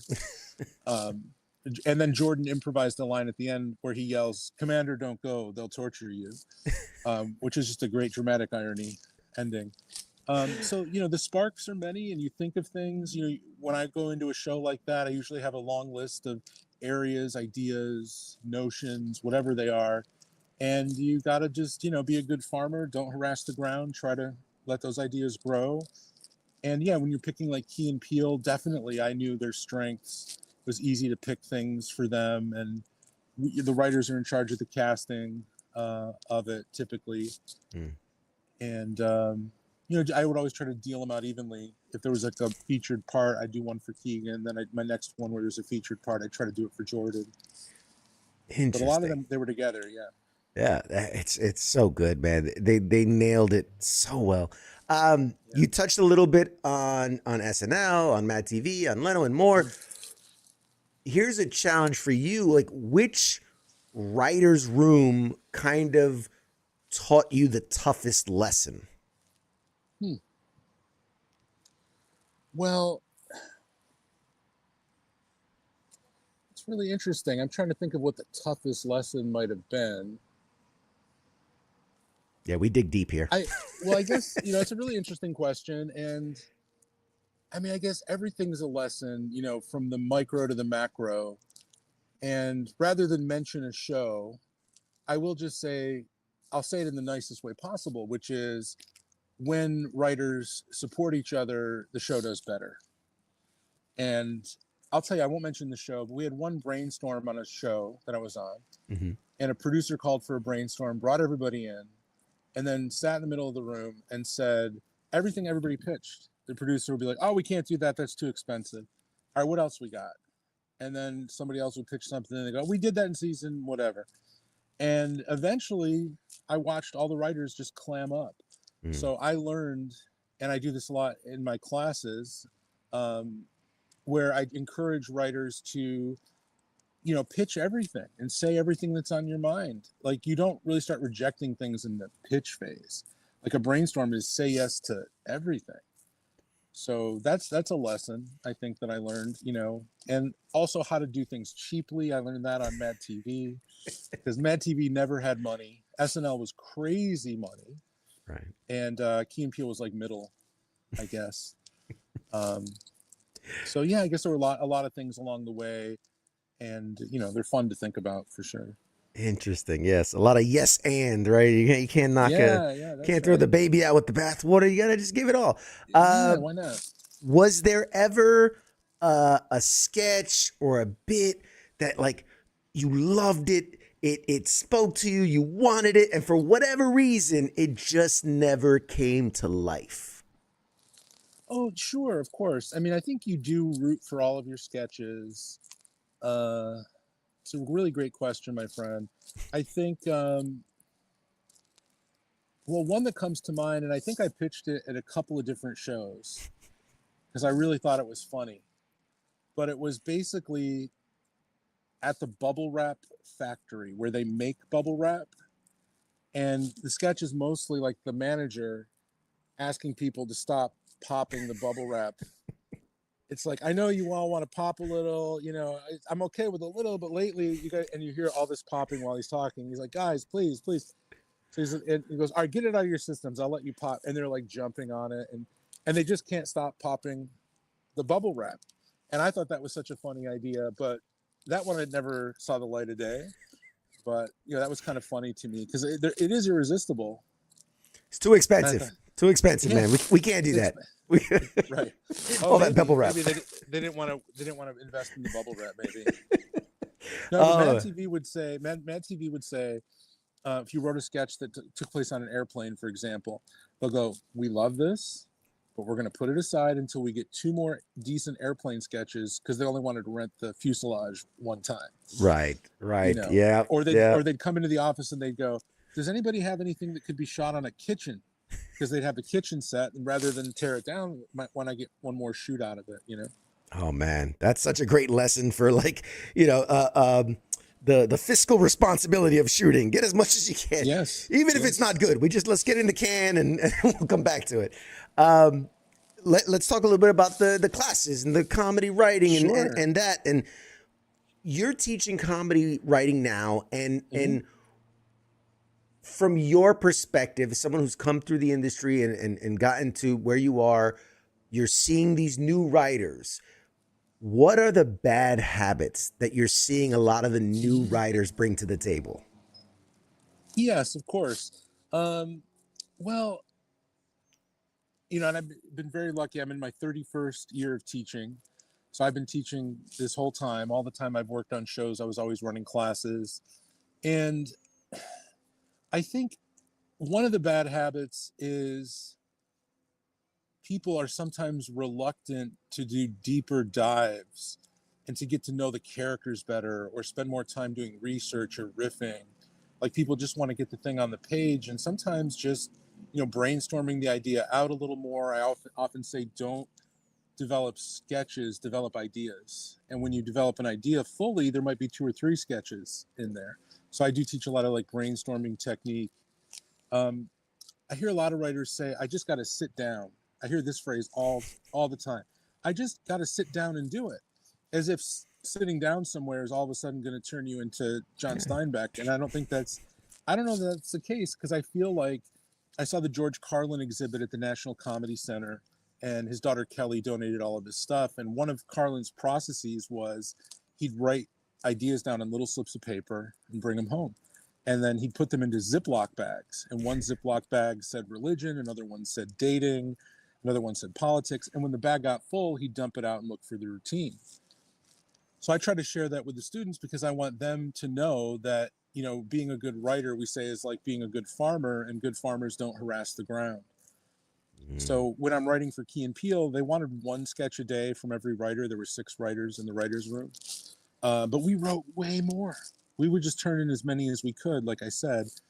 And, you know, if something's not ready, you just put it lower on your list. You try to find something you can knock out, and you just try to get a flow going.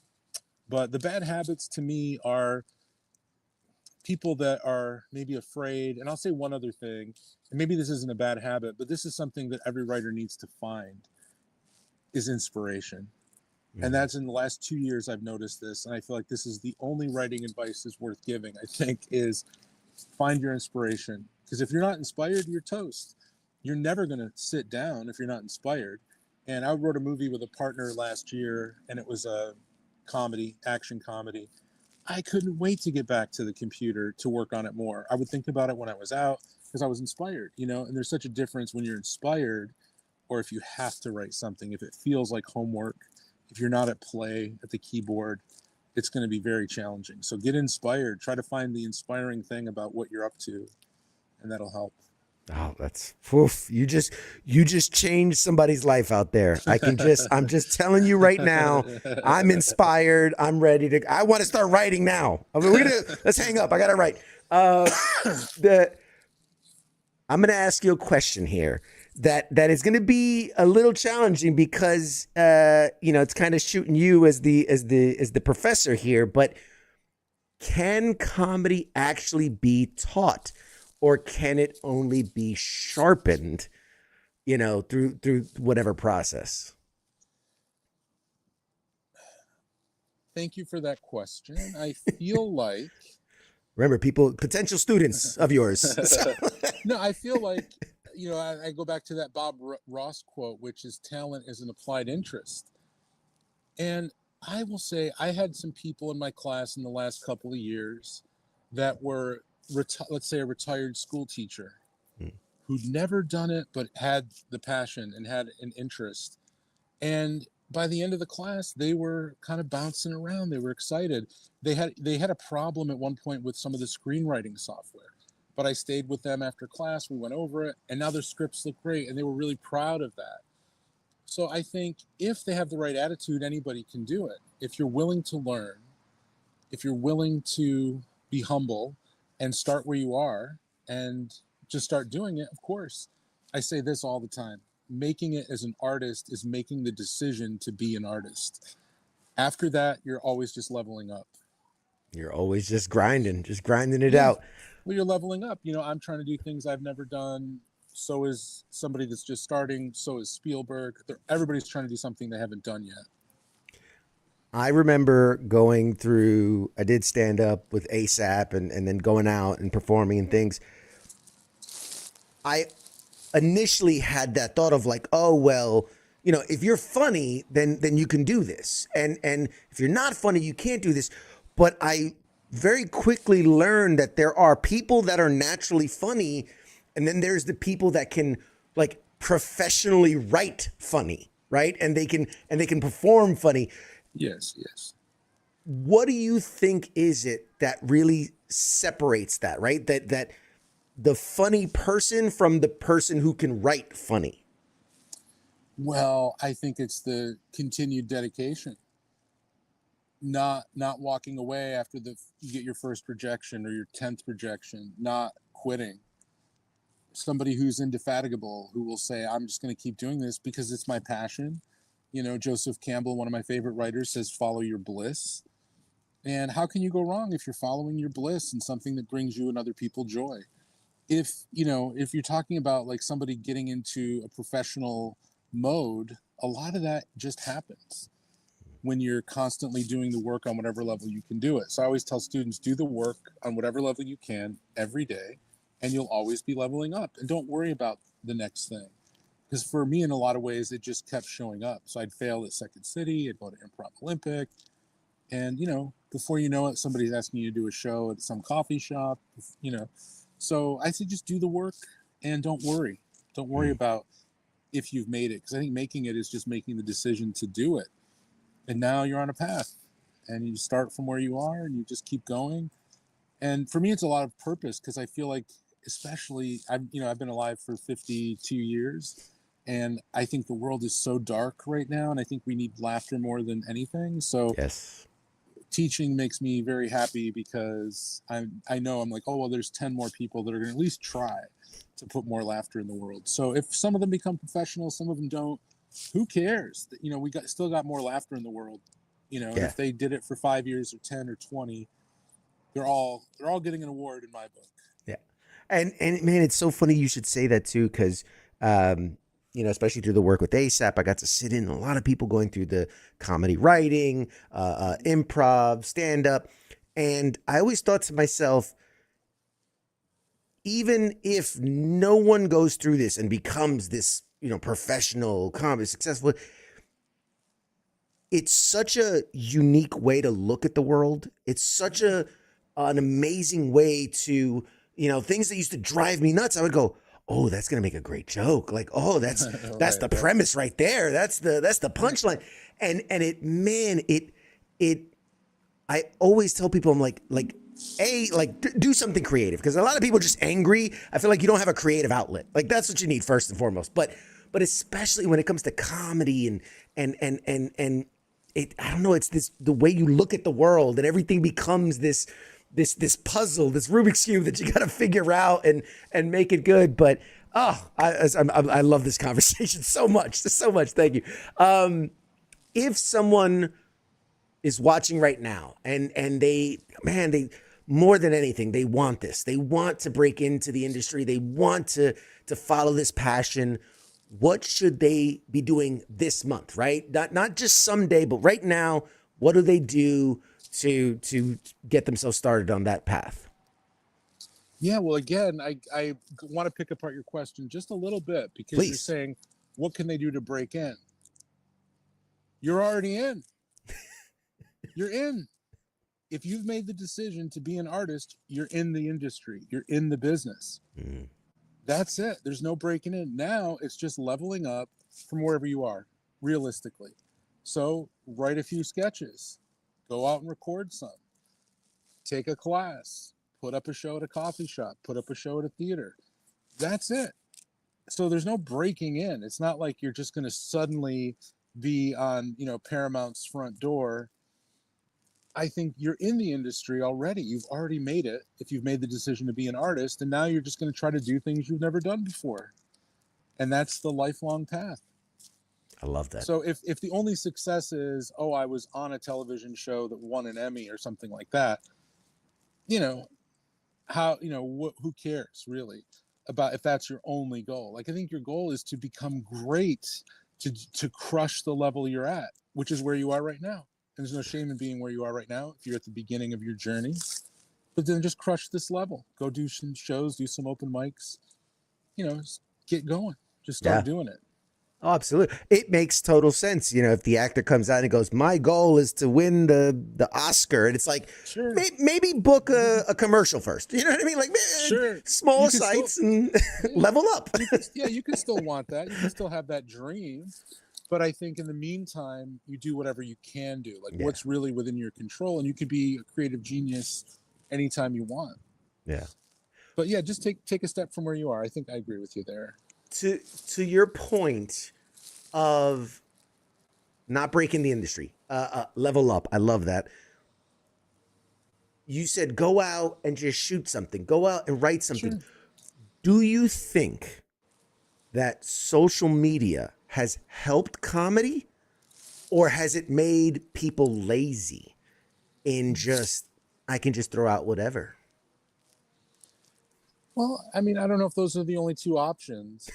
I think like with everything, it has a plus side and a minus. If more laughter happened because of social media, that's a good thing, but there may be some thorns on those roses too. I don't know. I mean, if somebody's lazy, there's not much that we could do to help them. And because they're not inspired. If you're inspired, you're not lazy. And, if your heart's in the right place and you want to make comedy for the right reasons, and you want to make great comedy, that's really what you I hate to say should, but what you could be thinking about is, how do I just make something that's really interesting or cool or different or funny? And even SNL, like when SNL reaches out for writers' packets, they often say, don't write what we think is funny, write what you think is funny. So there may be lazy people out there, but I know there's a ton of hardworking people out there who are very passionate and interested. And so for the lazies, I hope they find inspiration. And for the motivated, I hope they keep being motivated. And, use social media for the tool that it is, and know that there's probably some downside somewhere. Do you think, and this is a challenging question, because, I like to believe that, as a society, we get better, right? I know, like you said, there's some dark times right now, whatever. But, hey, we got away from slavery. We got away from segregation. We got away from all these things, so that, like, we have evolved. We have leveled up. I love coming back to that. Do you think that comedy has it gotten smarter? Has it gotten softer? Because I think we had like how the 80s were with comedy, and then the 90s it was very different, and then the 2000s brought like the parodies and these things, and so comedy has evolved and changed so much. Where do you feel, as being someone who's kind of on the pulse of Hollywood, for lack of a better word, like where's comedy right now in your mind? Well, I don't know. I mean, you say that it's changed, but maybe it's changed. I still think, again, I keep going back to my classes, we have a new one starting in June, everybody. We talk about what a joke is. A joke is always the same thing. A joke never changes. It's always a puzzle for the audience to figure out. And a joke is a joke. So I don't think like what a joke is has changed. Just like I don't think what a song is has changed. Now they may reflect different things because music reflects the culture in a lot of ways. And sometimes I think music's changed in the sense that, especially in the professional sense, it seems like there's not a lot of voice, not a lot of, there's a lot of ways to kind of keep voices to be a specific thing. But anyway, as far as like just the individual artist away from any corporate idea or network idea or studio idea, just the independent artist or the artist making things, comedy's the exact same. It's still, you still need to make jokes. You still need to let them solve puzzles. They may look a little different. The styles may change. And same thing with music. It's like the styles of music change, but it's still, chords and, a quota, a verse, a refrain. And a story is still a story. A status quo interrupted with consequences and a climax. That's what most sketches are. It's a story. Now, it just may reflect different value systems or things that are going on in the world, but I think it's the same. Maybe the voices are somewhat different, but right, if you're laughing, there's a joke in there, and if there's a joke is a joke. Like it doesn't matter who's president or what year you're in. A joke is a puzzle, where the audience adds up 2 + 2. And if that's what you're doing, you're telling jokes, it's still a chance for them to add up 2 + 2 and go, oh, I get that. I get what you're saying. We'll be right back. No, I'm kidding. No, it's so, you're right. You're right. You make me feel pretty dumb, but that's okay. No, not at all. Not at all. Look, this is great. What you're saying is like the world is always in some new fad, trend, horror, or whatever's going on in the world. Yeah. But there's still human beings, and we're still writing jokes. And I think like on the corporate level, there's a very much narrower window. Maybe they seem to be taking less chances. To your point. Yeah. So comedy hasn't changed. I think the systems that put it out there have changed. I'm kind of hoping that they'll trust people more and they'll take more chances and make more independent or newer ideas. Yeah. But they want to make money and they don't want to take risks. But that's where all the good stuff is the risk, I think.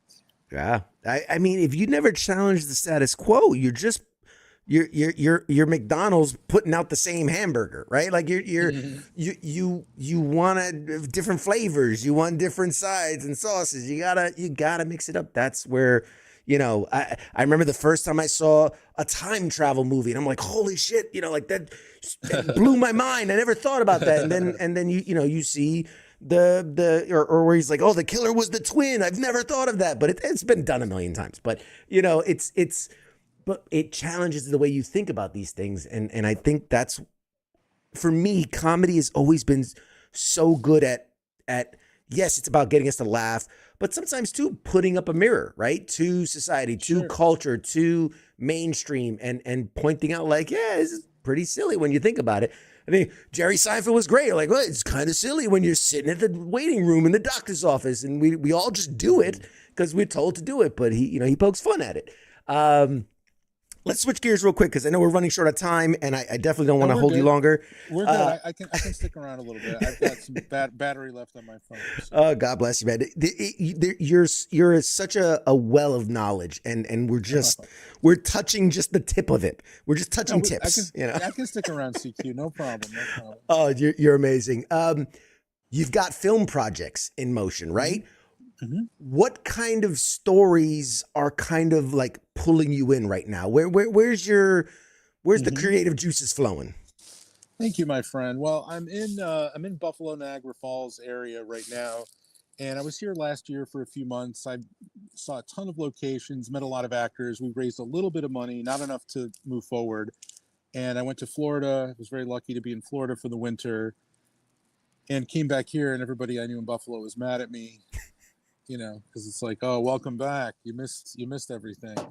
But I've been up here working on a film project that I wrote a couple years ago that I'm trying to get off the ground. And it was a official selection of the Beverly Hills Film Festival as a script. And I think it's a really fascinating story. And it's a historical dramedy. And it's about the first person to go over Niagara Falls in a barrel. It's this, and the movie's called The Widow Daredevil because she was 63 and a widow when she did this. Now, I'm 52. I couldn't even get in a barrel. Like if the stunt was just get into and out of the barrel, I wouldn't even be able to do it. But she got in this barrel. She went over the falls and she really didn't get the credit she deserved. Her manager stole the barrel and took it on tours without her.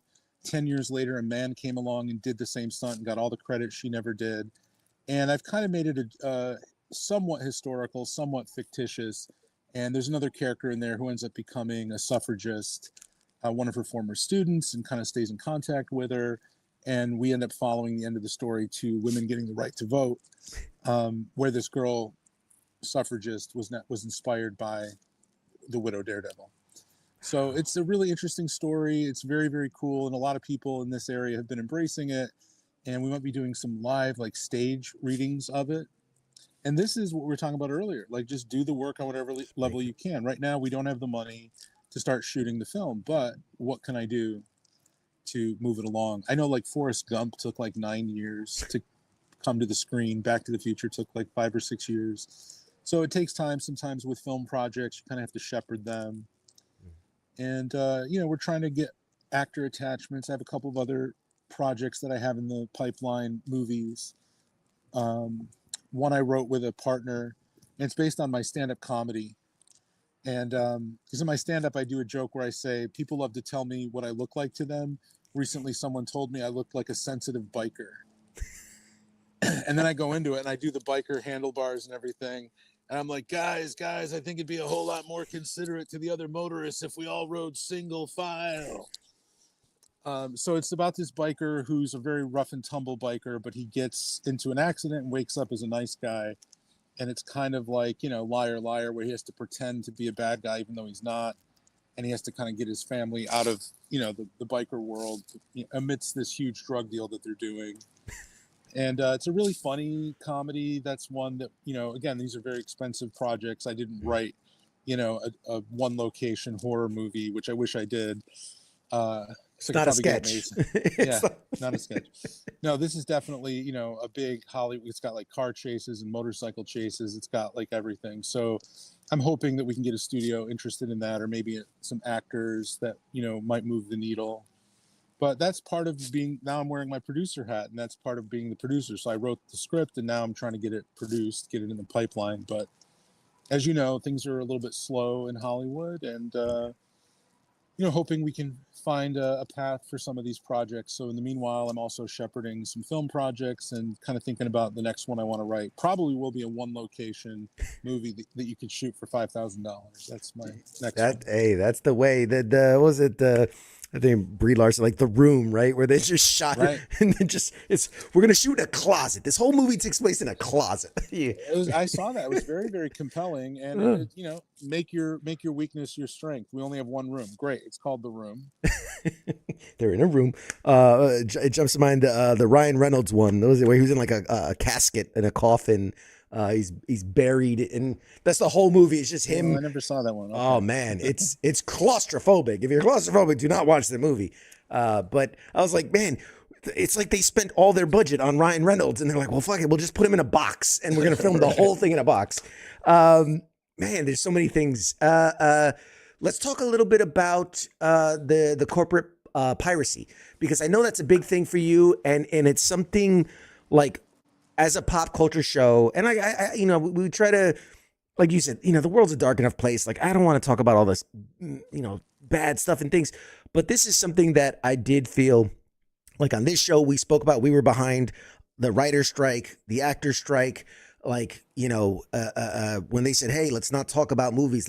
We turned this show, we were talking about collectibles, card games. We're like, we'll do it because we really do support, you know, the men and women that make the things that we love so much, and a lot of times don't get enough credit for it. You know, you've been outspoken about ending corporate piracy.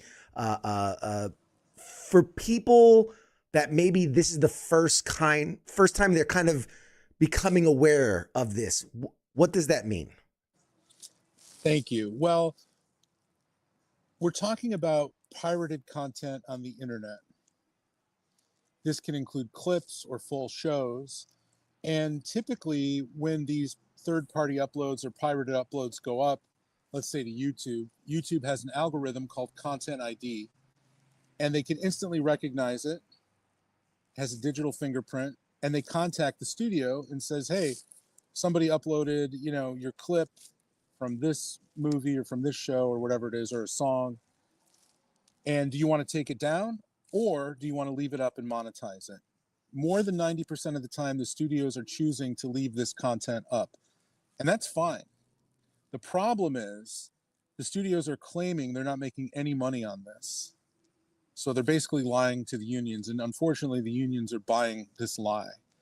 So the studios are saying we're not getting paid. Now, the reason we know that they are getting paid is because of a 2007 lawsuit where Viacom sued YouTube. Viacom's now part of Paramount Global for $1 billion over 160,000 clips on YouTube. And in 2014, 2015, Paramount executives were saying, we're going to get on YouTube. That's the place to be. If you're not on YouTube, they're just going to watch something else on YouTube. And they made a very concerted effort to shift all their content over, which is a whole nother issue because we're not getting paid on that either. But basically, corporate sponsored piracy refers to when studios monetize pirated content, which is fine. But once they adopt and monetize that content, they have to pay actors, writers, directors, and musicians, and they're not. And YouTube's own transparency report admits that since they started Content ID, YouTube has paid $12 billion to the studios, $3 billion in 2024 alone. Endingcorporatepiracy.com is the website. You can read the letters that we wrote to the unions, and fans can also sign our letters. There's writers and actors from 100 shows that have signed these letters. Endingcorporatepiracy.com. It's got to come to an end. And that's just really one of a few ways we're getting ripped off pretty badly.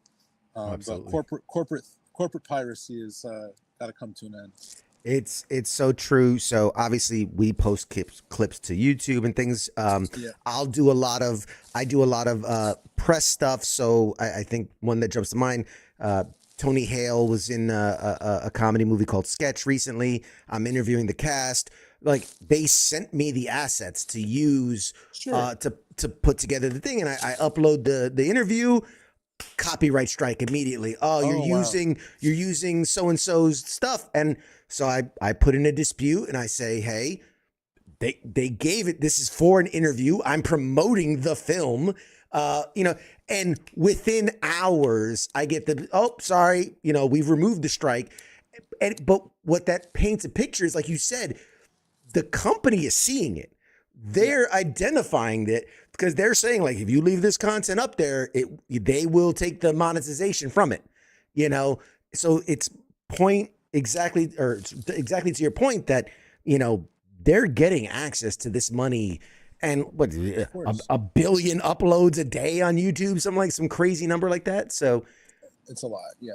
But it's the pirated clips that they are monetizing.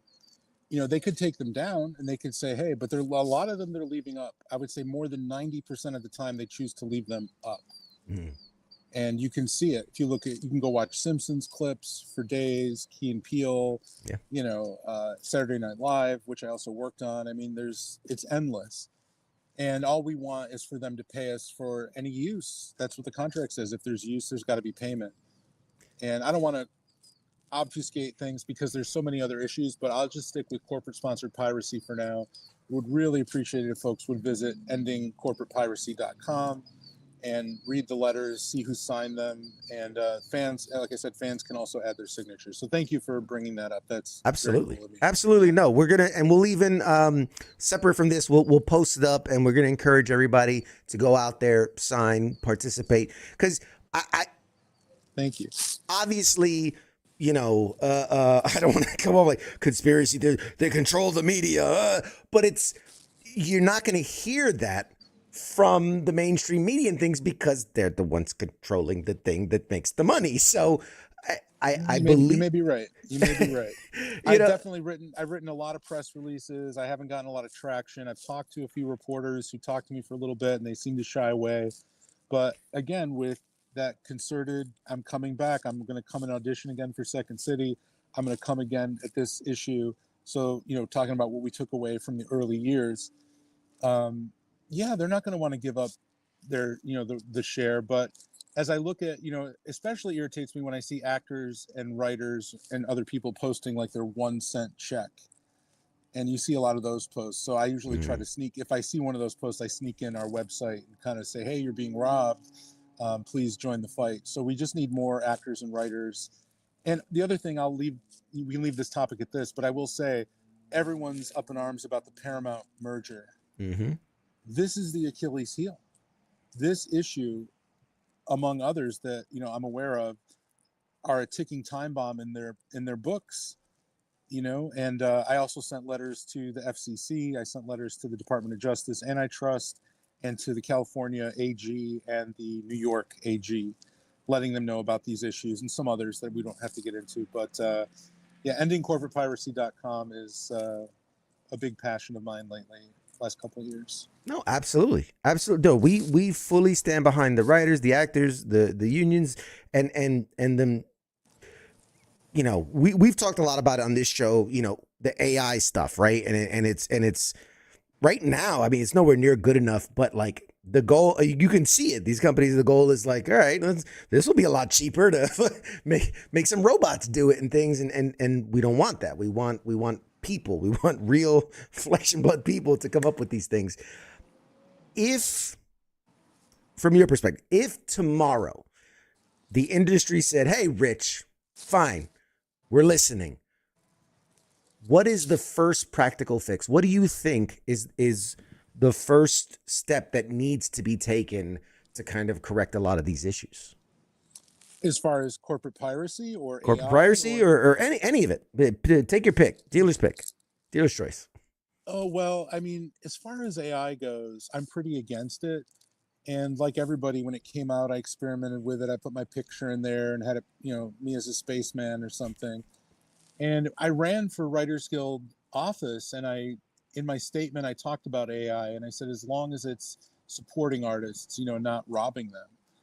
I think with AI, and I quickly will mention this, like if it's something that, and a friend of mine was mentioning this, and if it's something that humans could never do, like, process huge numbers or do things that humans could never do. But if it's attempting to take away human work, I'm completely against it. And I've become even more against it. I was kind of like, well, let's see if it can do something. But in the last 3 or 4 years, it just seems like, that very disappointing Val Kilmer project, which I'm not going to see. And so if I, again, if the industry were listening and I could say one thing, I would say, be fair and take more risks. It's so many things. I like you. I like you too. I like you. I like you too, man. I like you too. Jeez. We can just keep doing this. This is the Abbott and Costello bit. Who's on first? When AI first came out, and it's like within a year, AI is gonna find the cure to cancer, and then the big thing was like Will Smith eating spaghetti, and I'm like, come on, man, where's flying cars? And we were promised so much, and instead AI is, like you said, making me a spaceman. I'm like, this is wasted potential. For this, give me Skynet. I'm ready. Just let the robots take over. Fuck it. I'm good. I'm good. Let's. I give up. Not yet. Man, there's so many. The stand-up comedy, the writing, oh man, there's so much. Like it. Oh, I'm so excited. I love talking about this stuff. Let's do. My friend. Me too. Let's do we're gonna do some little fun. We're gonna do a little rapid fire, a little let's get the energy up. What is the hardest laugh you ever got in a room? Oh, that's easy. This was at Second City, and we had a director, a wonderful guy named Mick Napier, who was one of the founders of the Annoyance Theater in Chicago, and he was directing for Second City. And Mick was very unconventional, but respected the roots of Second City, as we all did. And in the Second City process, you basically go in every day, 5 days a week during the day, and you're bringing in ideas, you're workshopping them through improv, and then you're putting them on stage at night. And you're working really against the previously written show, and one at a time you remove those old pieces, and when you've done the full swap out, you've got the new review. And so this process of writing goes on like months, like 3 months. And you're bringing in stuff every day. And there was one day where Mick, the director, said, bring in something that you would never dare put on stage at Second City. And 6 of us brought in ideas that day, and 4 of them actually made the show. And the one that I would never dare put on stage was something that kind of happened in an improv, where we were improvising something in front of an audience, and somebody was calling for Superman to come out. So I put a towel around my neck, and tucked it in my shirt, and I sat down in a wheelchair that we had backstage, and I came out in a wheelchair. Now, this is in very bad taste, and it got nothing. The audience was like angry. Was angry at me for doing that. Oh man. So now when Mick many months later says, what's something you would never dare do? I say, okay, that's it. And through really Mick's genius, he helped shape this into one of the biggest laughs I've ever gotten in my life. So it's basically a scene where these people are robbing a bank, a villain and his sidekick are robbing a bank. The Superman theme comes on, and I'm wearing the Superman thing, but in a wheelchair with the full shirt and everything. And the audience absolutely went bonkers. I mean, a sustained laugh where we had to sit there and wait for them to finish laughing. And I remember there was one night, because we did that show like hundreds of times. There was one night I remember hearing somebody yell, "We're all going to hell." And that got an even bigger laugh. That was hands down, that's easy to remember for me. And that was, I think, like 1999. So it's almost 30 years ago. But that was one of the biggest laughs. And it was really, Mick made it fit and created a context where it got a laugh instead of people Like angry at me. Oh yeah. It got a huge laugh, and it was also in the right place in the running order, which I learned a lot about running orders and what comes after what, and for stage comedy anyway. And Mick wrote a beautiful song that was also a part of it, and it actually was like a very beautiful piece. And at the end, Superman leaves and the bad guys get caught because he delayed them enough. And then I make another entrance as Clark Kent in a wheelchair at the end going, "What's going on, everybody?"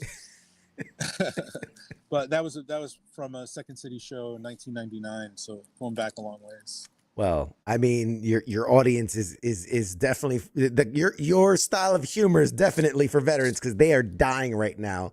By the way, in the chats, they absolutely love that. Good. So you found your people. Thank you. All right. If you could take credit for someone else's sketch, like what is the sketch that you're like, I wish that was mine? Oh yeah. Another easy question. When are the hard questions coming? That's very easy. I think because I've probably done this in my own life, but it's a sketch from Key Peele called Pizza Order, written by Jordan Peele. And he's an extremely obese man who's ordering food. I think people know this sketch. And he's trying to order food, but he's ordering a lot of food from a pizza place. and he's trying to pretend there's other people in the room so that he can justify this huge order. He's like, guys, who's hungry? Do we want pizza? Put your hands up. Let me get a count. 1, 2, keep them up. 3, 4. So he's pretending he's in this huge party. And through the interaction, and now people probably know this sketch, but through the interaction, the pizza guy who's taking the order amidst this huge food order starts zeroing in on one of the characters that doesn't exist in the room, because he says, oh, Claire said you read her mind about the cheesy bread. He goes, oh, Claire, well, she sounds interesting. You know, oh, that's cool. Is she single? And now the guy's like, oh, no, I've got to deal with this guy. So he has to try to get the pizza guy not having interest in Claire anymore. It's so funny.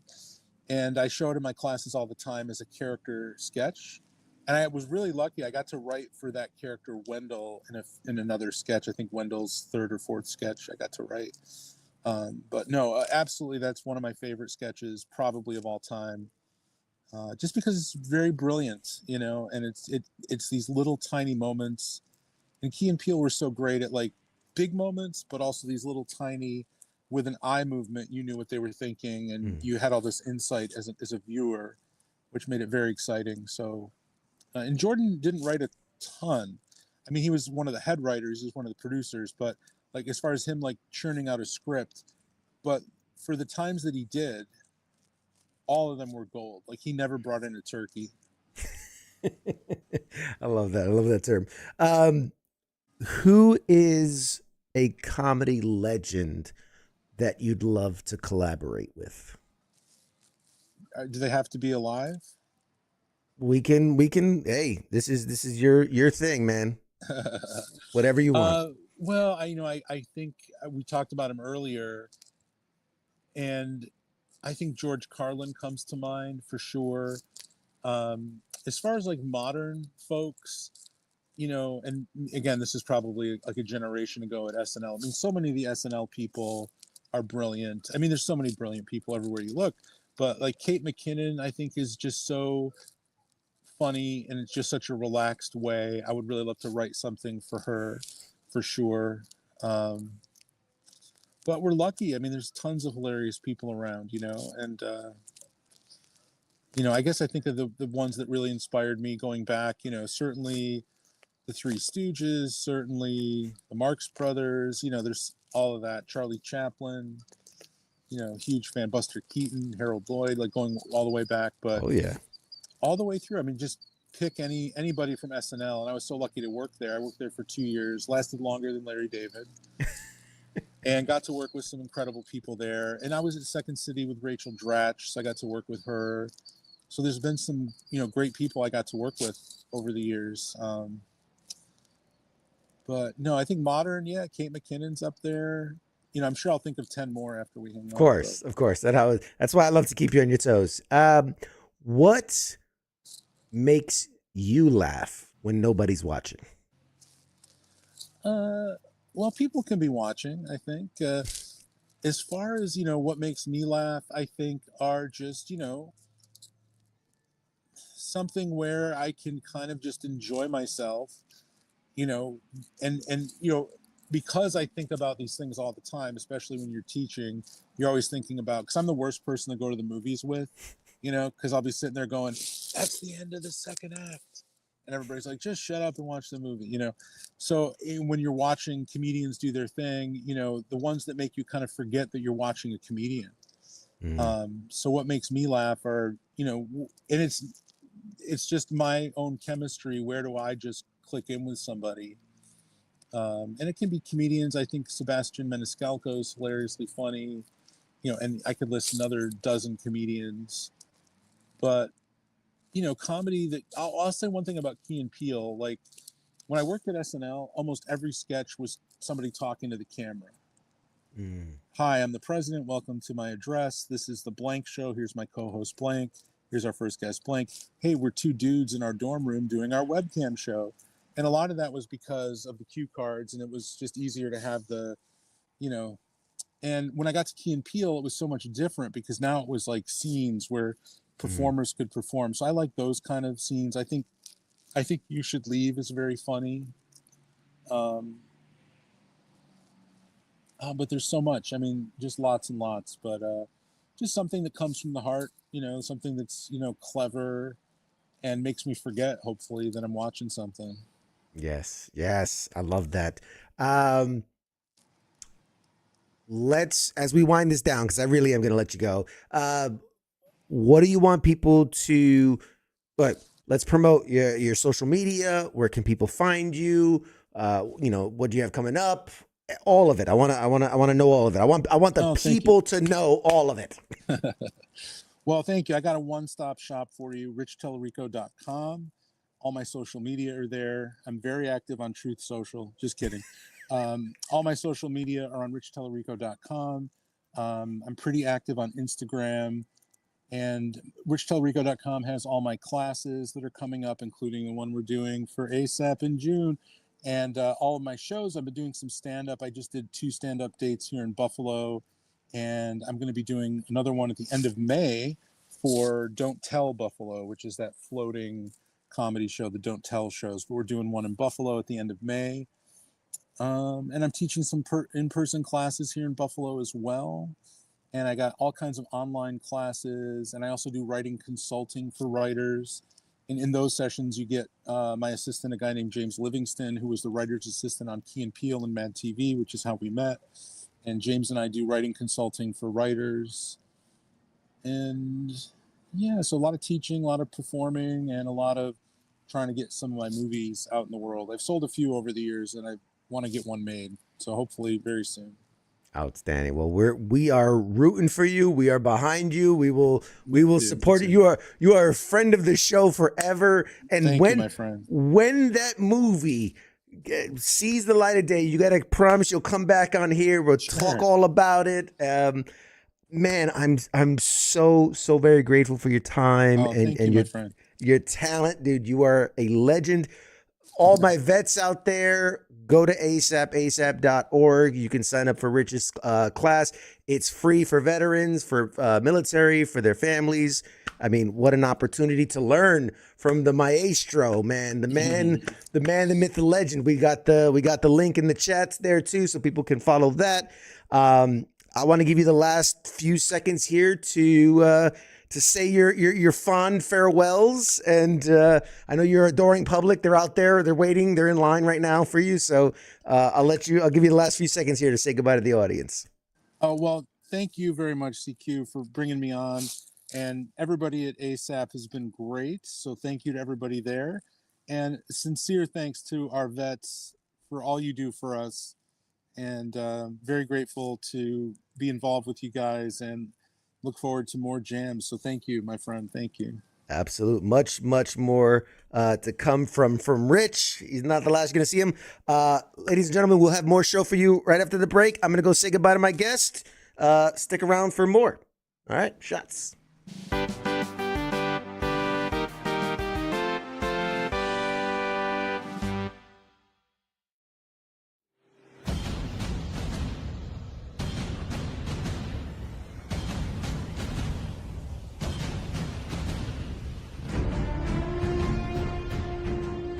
Hey, you there?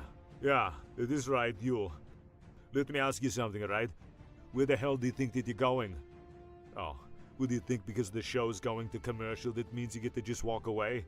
Well, CQ asked me to pass on the little message, alright? And it says, I'll be back.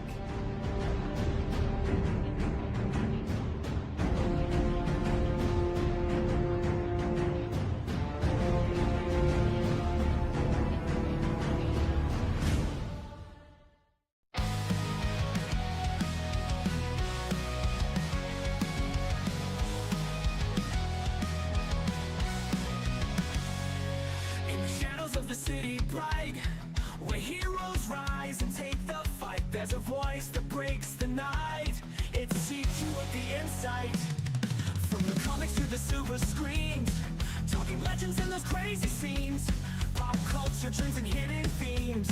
CQ reveals what it all means.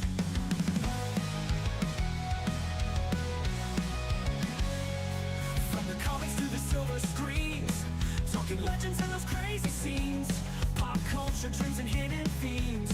CQ reveals what it all means. Pop culture warrior here to ignite, guiding through the tales of light, with CQ leading leading the charts so bright. We're ready for another flight. Pop culture warrior here to ignite. Guiding through the tales of light. We'll see you leading the charts so bright. We're ready for another flight.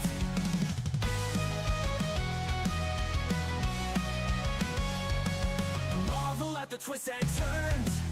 Villains playing heroes learn.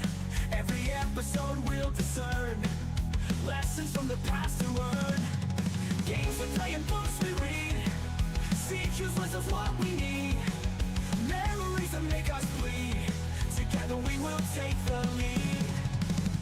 Pop culture warrior here to ignite.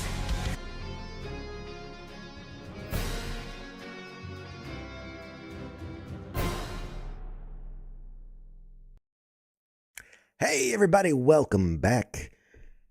That was the incredible, amazing, stupendous, phenomenal, spectacular, thinking of all the words that they used before Spider-Man, uncanny, no, that's X-Men, superior, Rich Talarico, what a fucking legend, what an amazing dude, really was dropping some knowledge, like really some true I can say words, some true gems were shared today. I honestly look forward to sitting down with that interview and rewatching it, and not just living it but rewatching it. Hopefully you enjoyed it as much as I did. Go out, support his stuff. The website's there, the anti-piracy stuff. Obviously we really truly adore and love our writers, our actors, our directors, all the people. I mean, again, huge nerd. All these things behind me don't exist without the writers and the artists and all the creative folks that made it possible, right? Not just the mega corporations that bring in all the money, but the actual men and women holding the pen, holding the pencil, holding the paintbrush, holding the instrument that actually make it possible. So I always want to support the creators first and foremost. So we stand with them. I'm going to go on the website and sign and put in my support as well. So thank you all for tuning into another awesome episode of Pop Culture Warrior here on WTF Nation Radio. Let's take a look around the station. Starting off your week on Sundays, we got the Reset at noon Eastern. It's our only noon show right now, midday show. The Reset with Dr. J, phenomenal conversation about mental health and how to get your week off started the right way, resetting it. On Mondays at 7 p.m. Eastern, we have The King and Me with King and his lady, Michelle. And, all your relationship, lovey-dovey, kissy, kind of stuff. Tune into their OnlyFans. That's a wild one. I'm kidding, of course. Following The King and Me, we have the Monday edition hosted by Ice and Massey when he's not a famous touring musician and he has time to, hang out with the likes of WTF Nation Radio. Tuesdays right here, Pop Culture Warrior. You know it, you love it, you're here. Why do I got to tell you about it? Wednesdays, the Smoke Pit's still on a small temporary hiatus.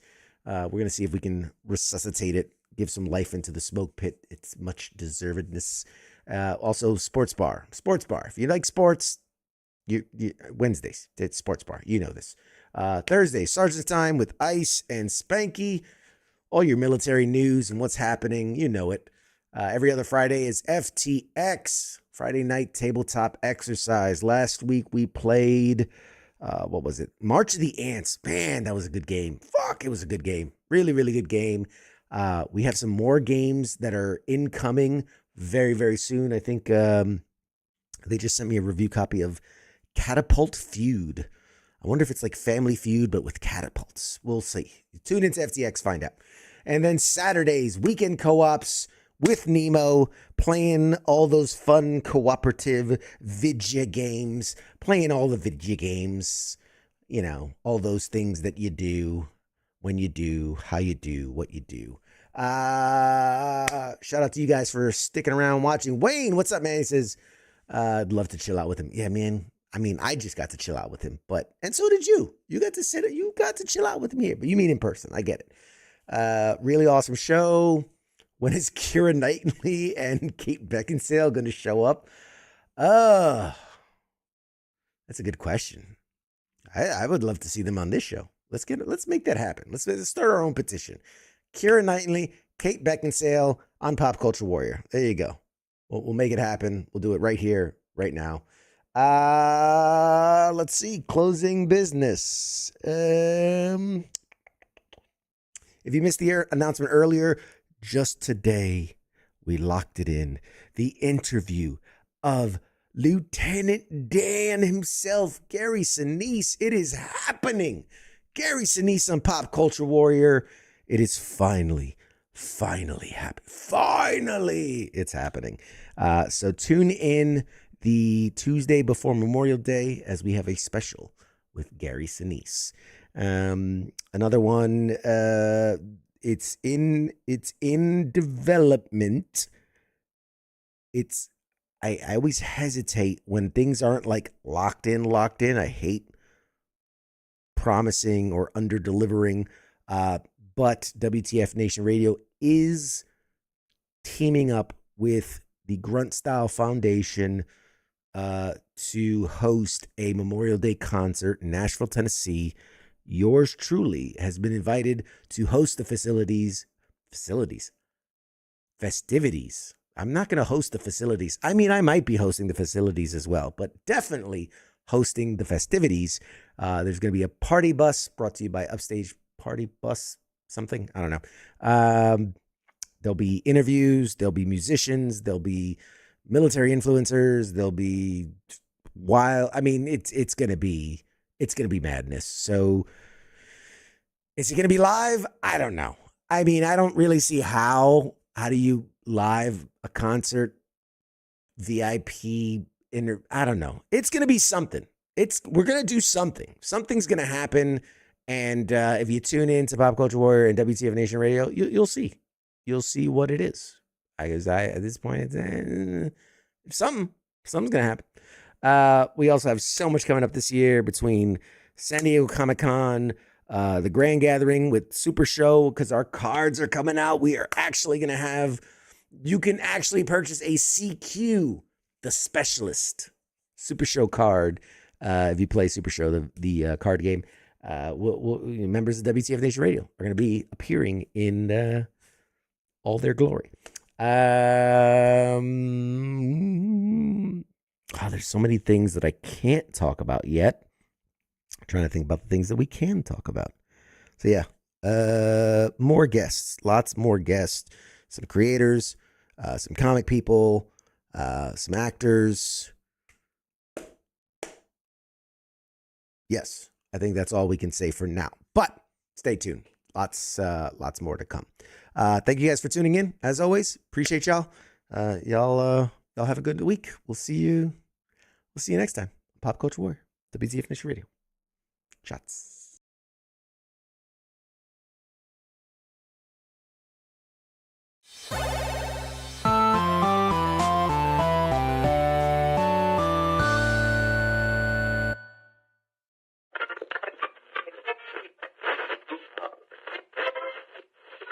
Let's see it.